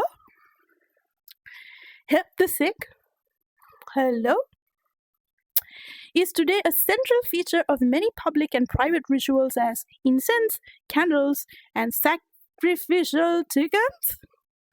The definition of becoming so needed that people literally cannot live without you. Now look at this picture, guys. I wish I could click on it so you can see. This is a woman in front of an altar at her home with, let's see, a shrine. I see Jesus over there in the back, some incense in hand, and what is that over there? Bunch of Coca-Cola. Interesting. What happened? What happened here, I wonder? Here's another picture. How it is a part of a spiritual ceremony.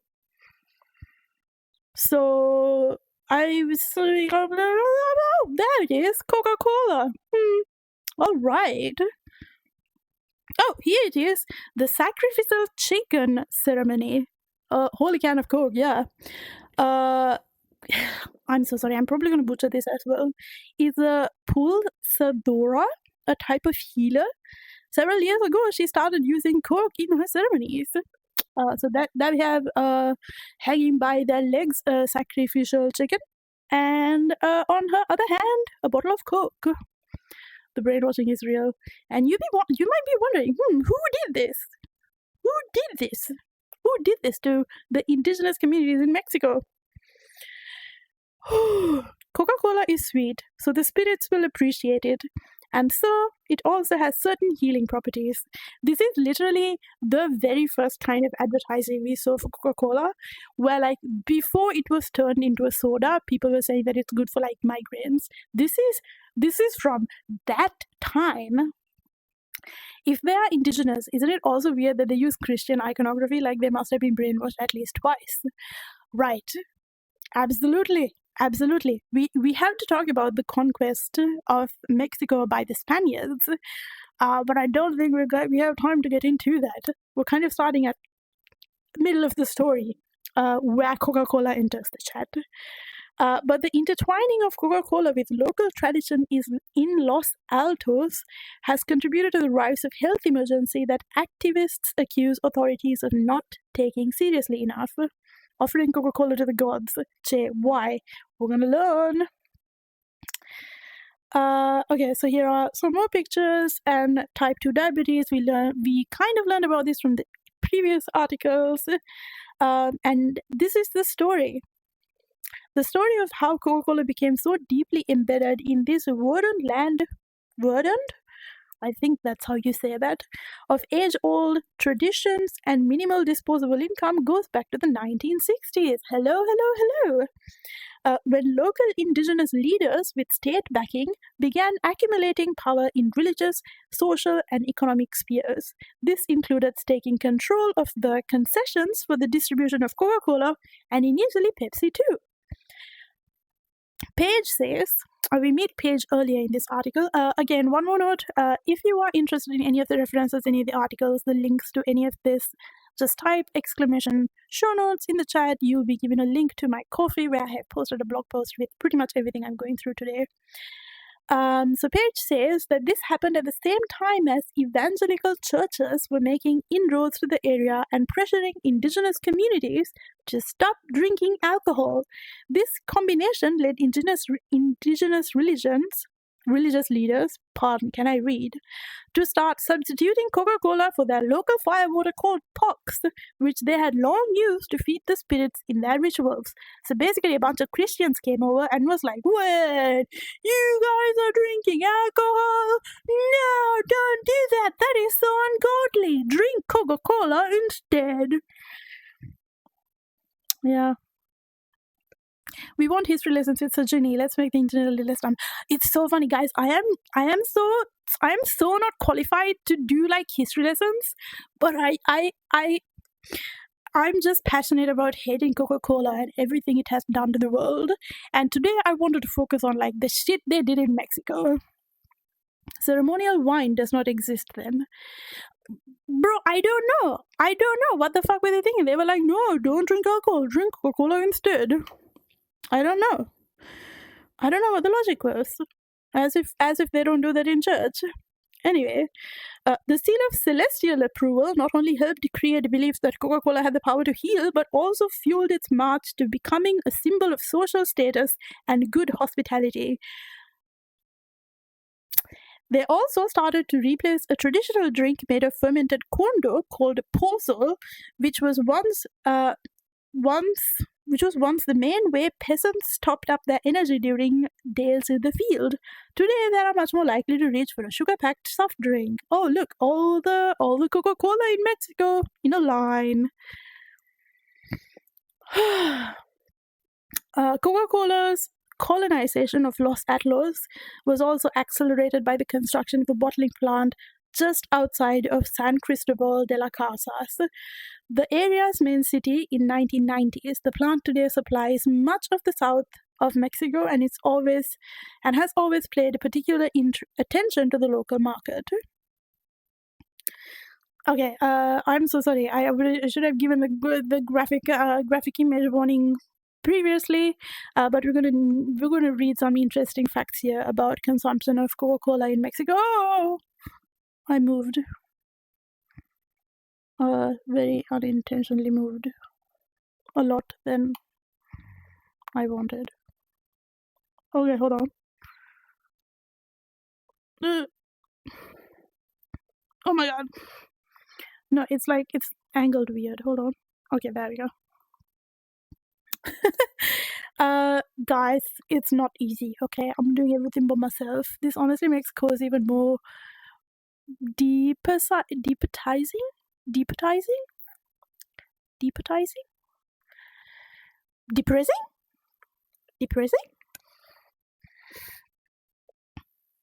Unappetizing? Deappetizing, bro. Can I read? Okay, so we have a graphic picture coming up of a boy who lost all his teeth, all his milk teeth, and we're gonna read why, okay? Arana says the addiction starts even earlier. A recent study in an indigenous community found that 15% of children aged 1 or 2 years old regularly drink soft drinks, as did 3% of babies under 6 months. Can you fathom? Because why do you think these babies that are 6 months old and babies that are like 1 or 2 years old drinking Coke to the point they lose all their milk teeth, that they have to be medically removed? Because they don't have water. So they give the children Coke. And this is a well-known fact. The fuck? Yeah. And this is a well-known fact. Mexican Coke is sweeter than Coke in America, because Coke in America is actually regulated to have less sugar, but not so in Mexico, because there isn't clearly, it doesn't take a fucking genius. Clearly, it's not regulated in Mexico. So Mexican Coca-Cola has more sugar in Coke than your average Coca-Cola. Which also explains why there is such a health crisis in Mexico. And the rest of the world has cane sugar. America has corn syrup. I don't know. I don't really know the difference. But I know in Mexico it's pretty bad. It's pretty bad because the sugar is not regulated at all.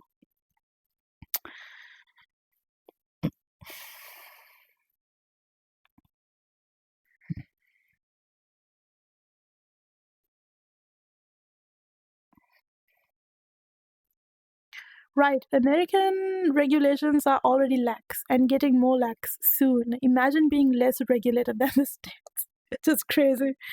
Yeah, it's pretty crazy. It's pretty crazy. And sad as well, Wilolius. You are right.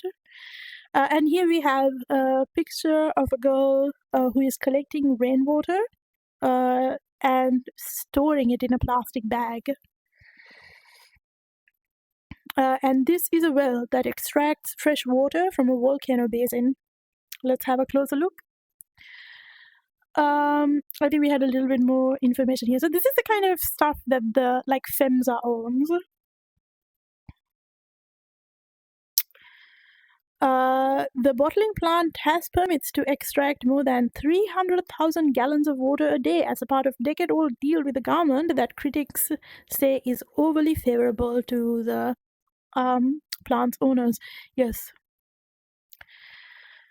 Oh, also, this is exactly what I was talking about earlier on, the one of the ways that Coca-Cola makes sure that kind of stay ahead of the curve is by offering advertising to local shops. So they would come and they'd be like, hey, let me do let me give you a billboard free of charge. It'll say Coca-Cola at large, and somewhere here in a corner you'll have the actual name of the store. And if you do this kind of branding, they will sell you Coke for a lot cheaper so you can make a better margin. This well looks like our water recycling plants. Yeah, that's how large they are. Okay, let's read the closing argument of this photojournal. It adds up a perfect storm of sugar-related health issues to Los Altos, Maria de les I'm so sorry. Socorro Sanchez, who is in charge of nutrition at the main hospital of San Juan Chamula, says only about 1 in 10 of the indigenous patients with diabetes accept that there is any need to cut out sugar-packed drinks. They just don't believe that it's bad for them. So not only is Coca-Cola actively making these indigenous people sick, they're also making them believe that it has healing properties.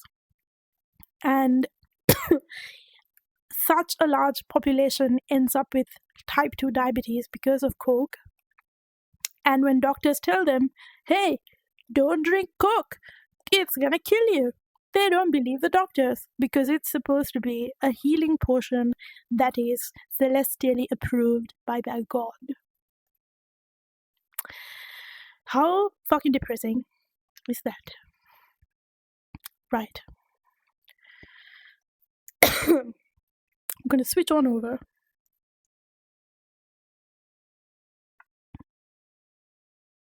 Oh, there you see. I really moved quite a bit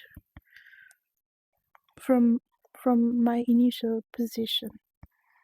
Huh? Where am I? Okay, there we go. Right, so I'm gonna take a little break and talk to you guys. So now doctors are going against religious freedom. Gah, I know. I'm gonna take a minute and talk to you guys. I'm so sorry about the coughing. I really do need a minute. I feel very. Oh my god, I really. I need to drink some water. Religious freedom. Yeah, just crazy. Drink water. Yeah, I'm drinking some water. I think I'll drink some more. Water time. Yes, everyone else as well. Please make sure that you sit up straight, drink some water, take a little break, stretch a little. And before we move into the next section, I just wanna check in with you guys. How is everyone? Did you learn anything new? How are you feeling? Bottled water here is also from Coca-Cola. Yeah. Crisp dihydrogen monoxide. Dihydrogen. Dude, I don't remember the last time somebody called water dihydrogen monoxide. Because I always just say, who says monoxide? I just say H2O.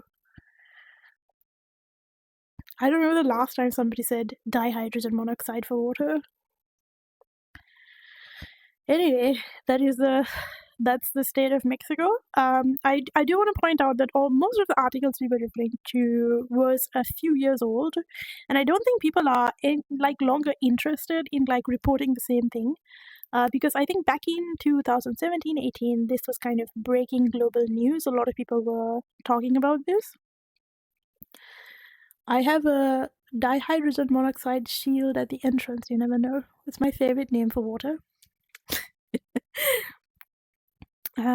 Articles are a little old, and I feel like the reason for this is because the news is old. People have already reported on this. We're not really interested in kind of redoing everything that we were talking about so far. And I don't think, in my honest opinion, things have changed that much.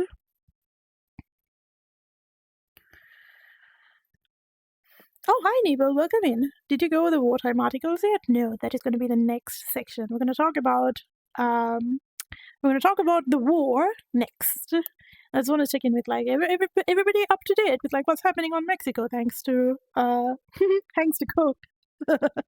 Real old articles. Yo, those are going to be really old articles, because this is just a few years. Oh, nice Mandarin fish. Cool. Oh. Okay.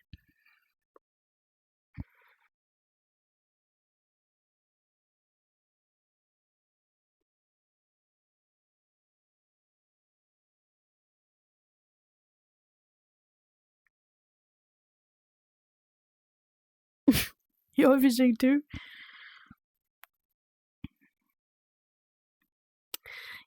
I do feel like I do want to talk about one more thing before we move into this. Of course, I almost didn't get to tell you. I almost forgot about this whole section because I jumped into what was happening with FEMSA, with the franchise modeling. Hold on, gonna collapse that.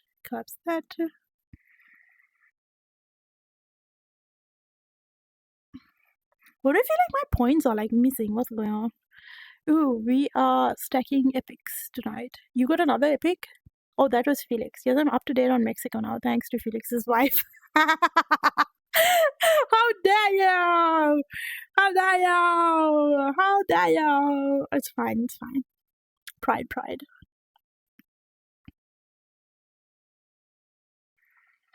I'm looking for the section where I had epic 1 star. How does that even work?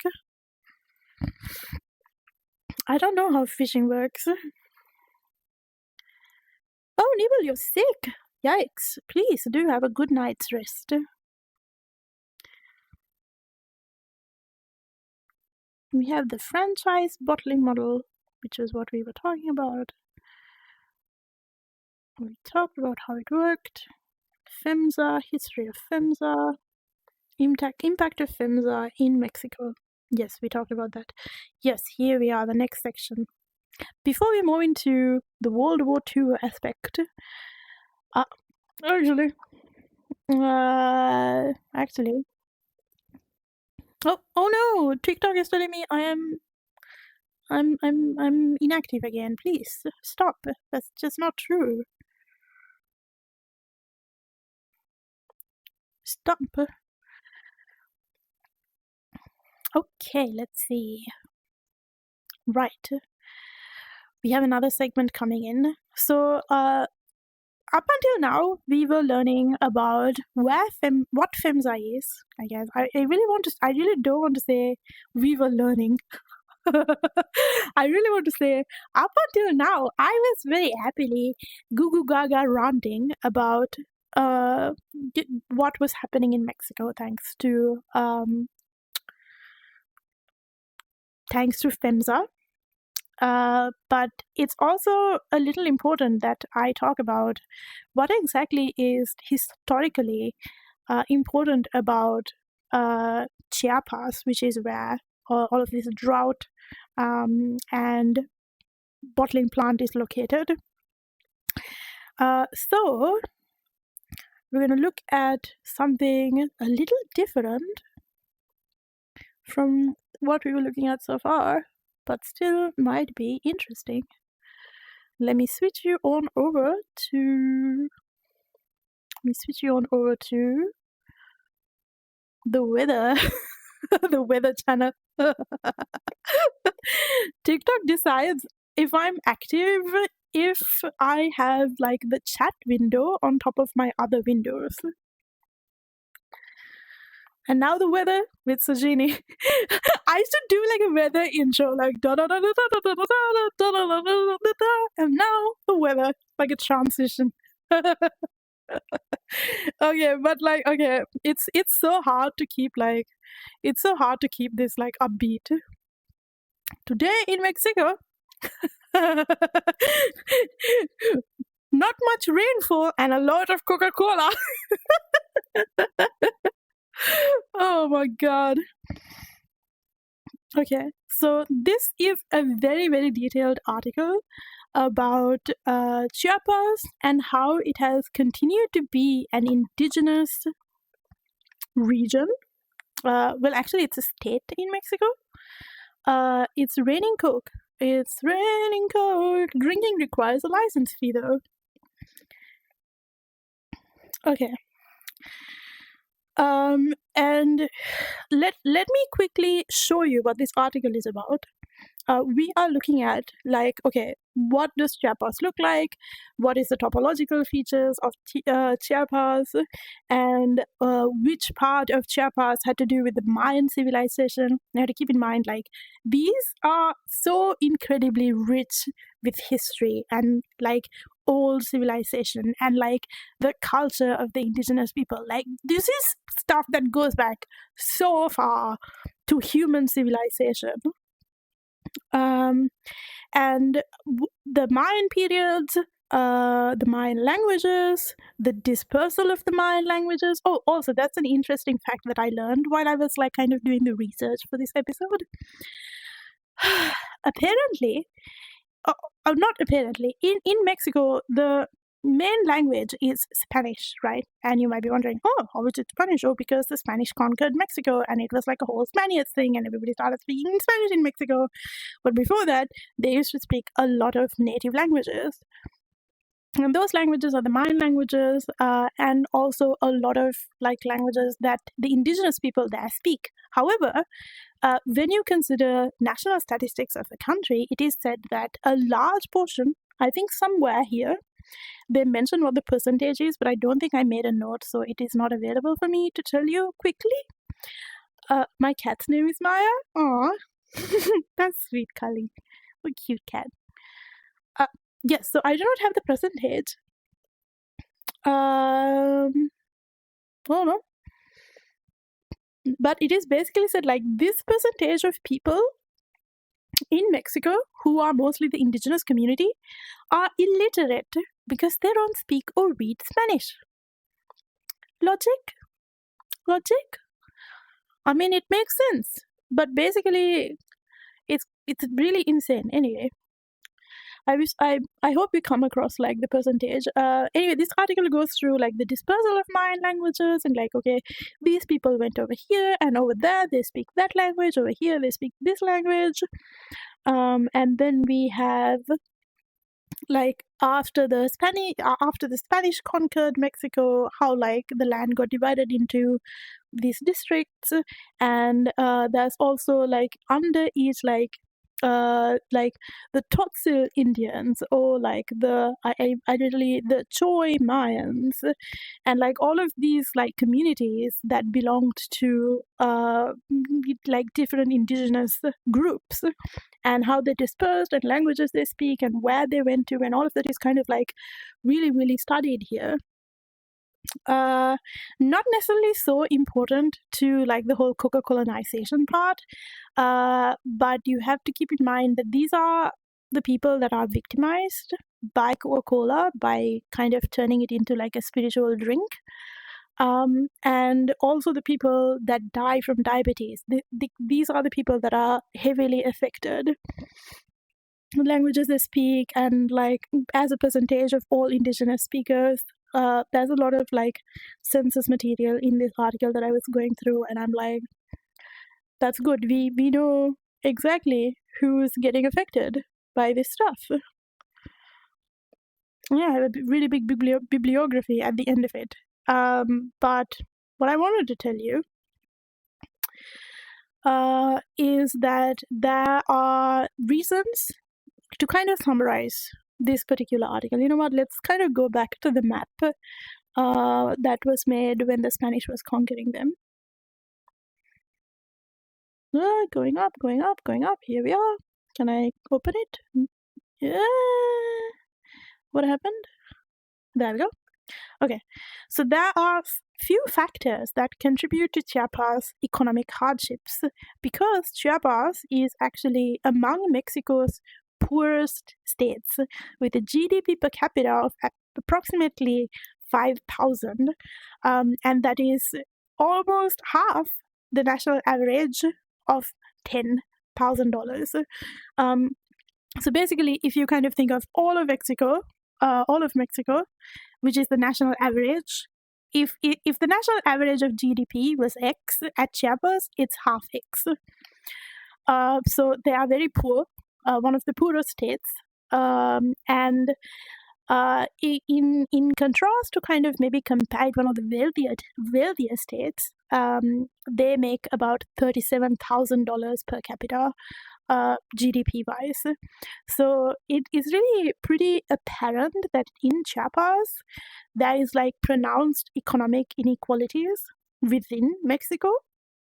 And all of this kind of roots from many things, or we can kind of largely say four things. One is the historical marginalization. It is said that during the Spanish colonial period, Chiapas lacked significant mineral resources. Therefore, it was neglected economically compared to other regions of Mexico.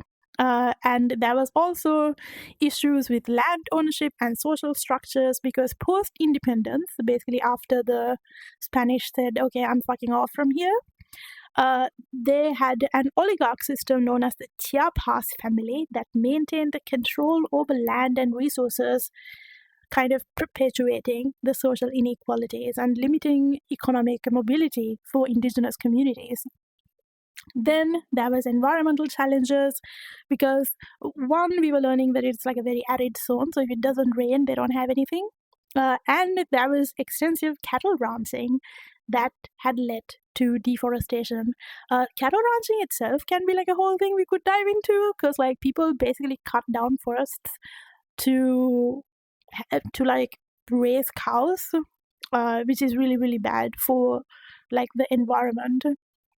Then there are social indicators like there is like records of high rates of illiteracy, malnutrition, infant mortality, deaths from infectious respiratory diseases, reflecting inadequate infrastructure and services, which is all true because we just learned that it's like things are so bad there that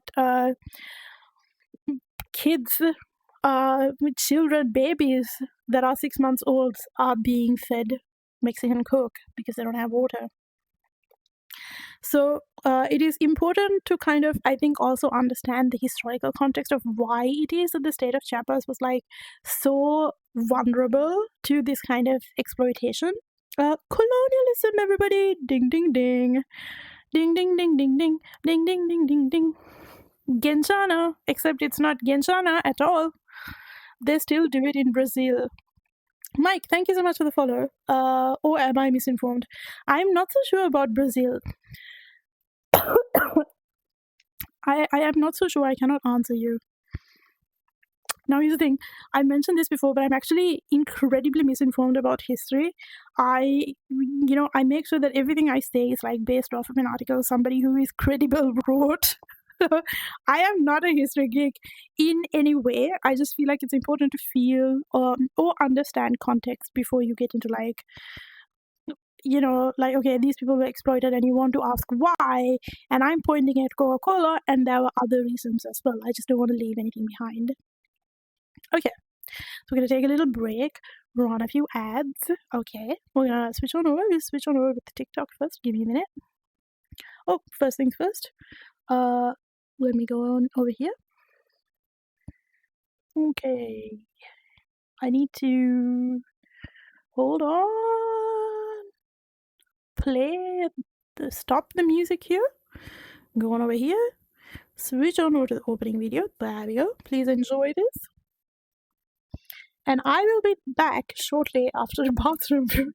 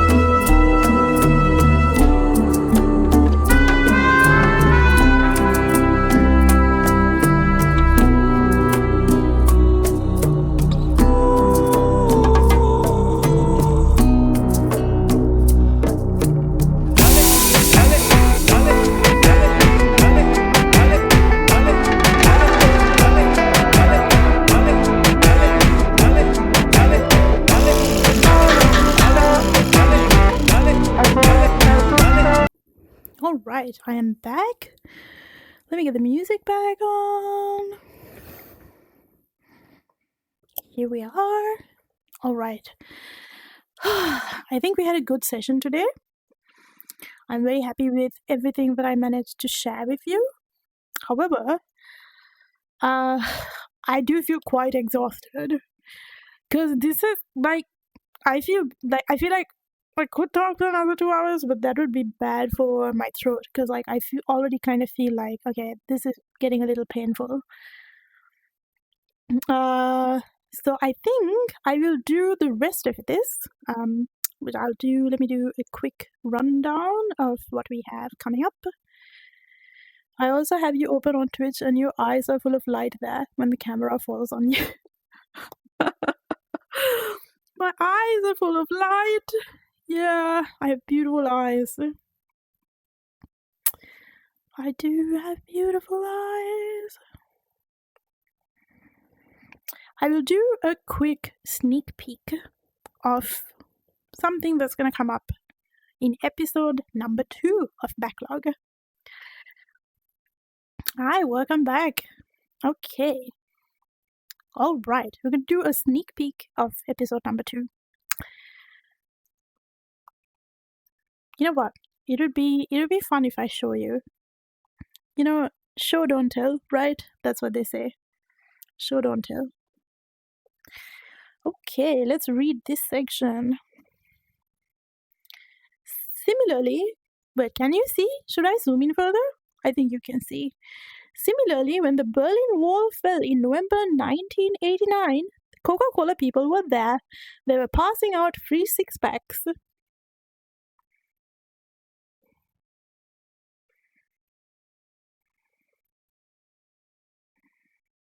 In Germany, the period... Oh, hold on.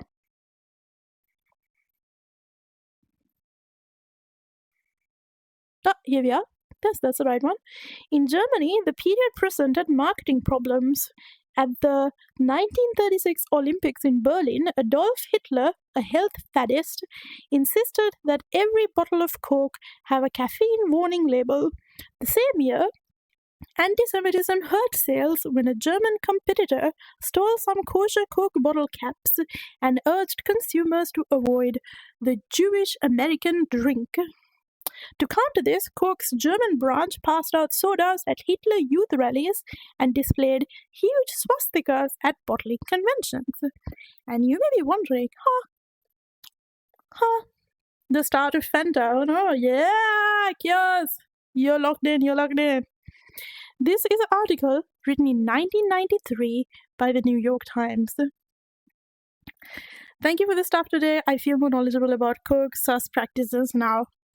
I am happy. I am very happy.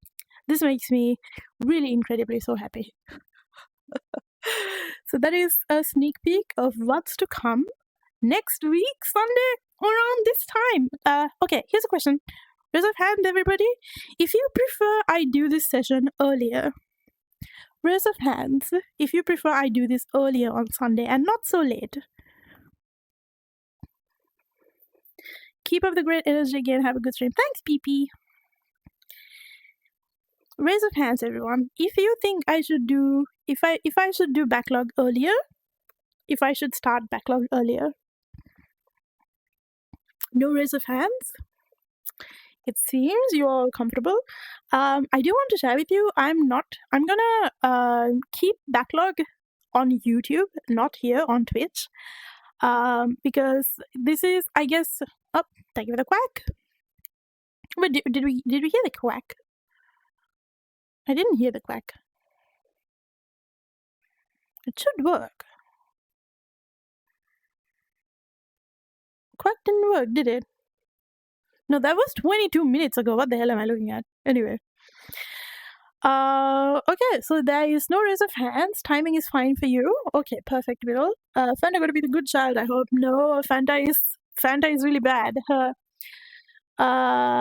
Is there I'm wanting to start earlier? Is there I'm wanting to start earlier? Huh? World War II Germany. Kali Fanta is from Germany. World War II Germany. Yes. So here's a little intro about Fanta. When World War II was going on, there were distribution problems to the company in Germany because, like I explained earlier, Fanta sells the syrup, right? Sorry, Coca-Cola sells the syrup. In Germany, distribution systems were cut off. They couldn't acquire Coca-Cola syrup. So they were like, holy shit, we have all these bottling plants and all these bottles and all this soda and everything else here, but we don't have the Coke syrup. What the fuck do we do? And also Adolf Hitler during the Olympics. I was going to say Olympiad. What the hell?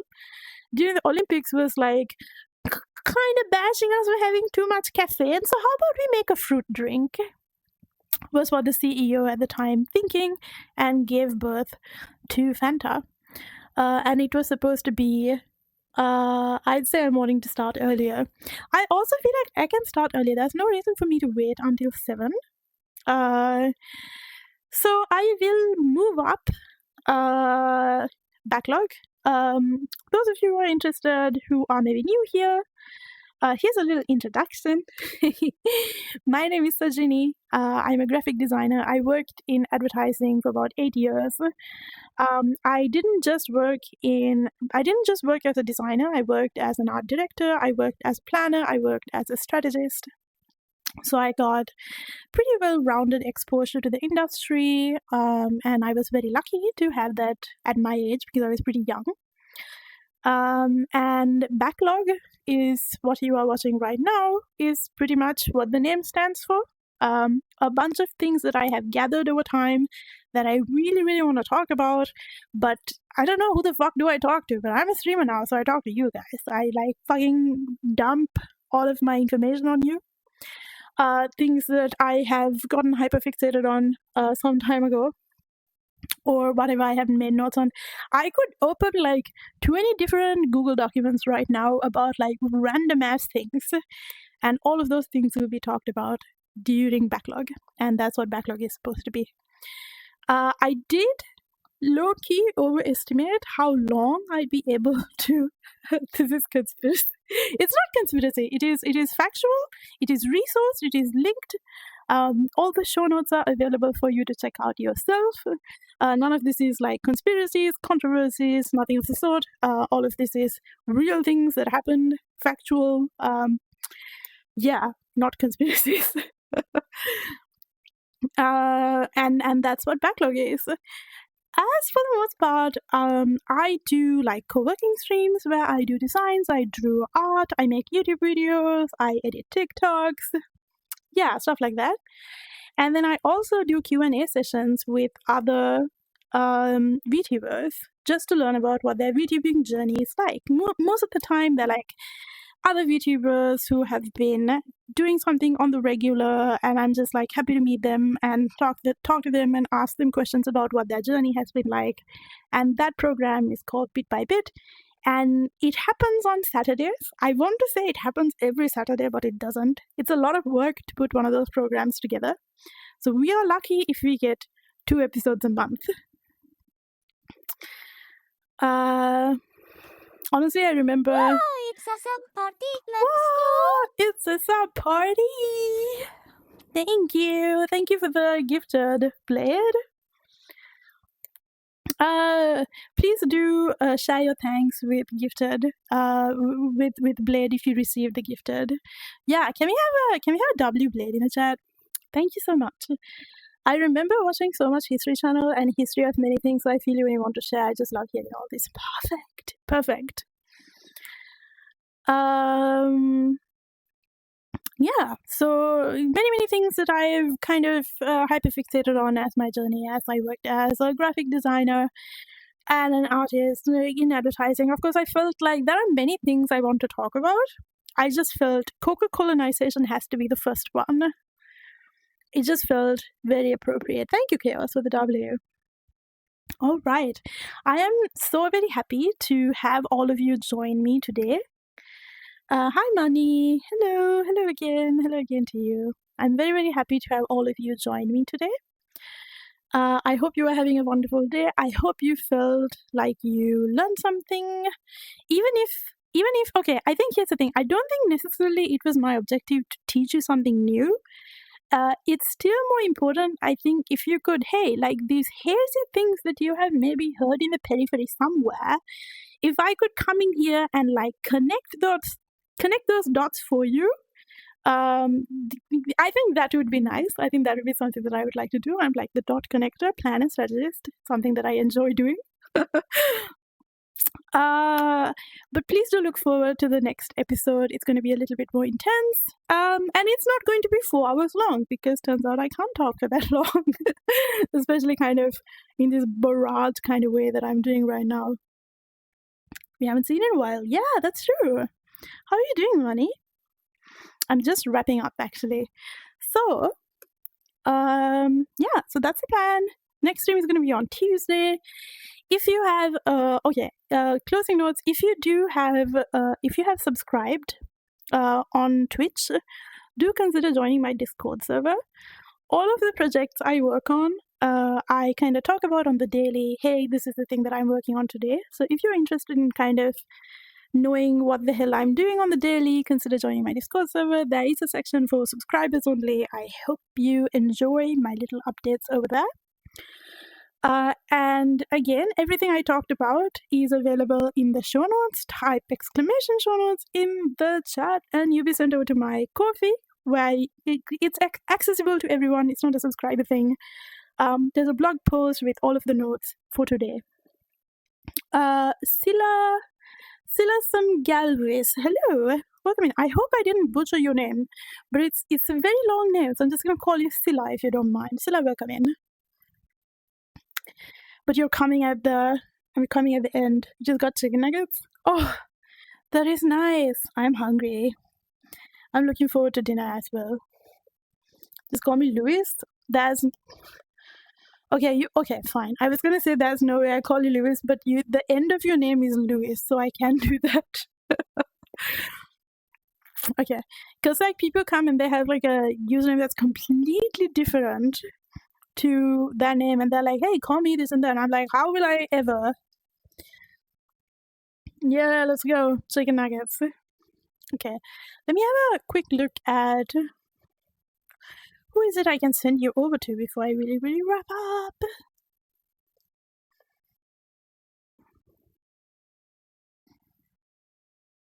Oh, hey guys! Remember I made a GIF tuber for meme? He's using it right now. Please go say hi to him and tell me that my GIF tuber is really cool, or tell him that it is. Please go say hi to meme and just look at like the cute little guy I made for him. Go say hi! Thank you so much for being here today, everyone. Catch you again next Sunday for episode 2 of Backlog. Bye, Soditron. Louis, where are you from? I'm from Sri Lanka. Go on over to Meme and say hi and look at the cute chibi thing I made for him. Also, goodbye to everyone over on TikTok. Thank you so much for being here. I see Kali below. Money, and I think I saw earlier Soditron as well. Thank you so much, Mike, Weber, people who followed me today, and thank you so much for the gifts below. Like, we really appreciate like all of the stuff.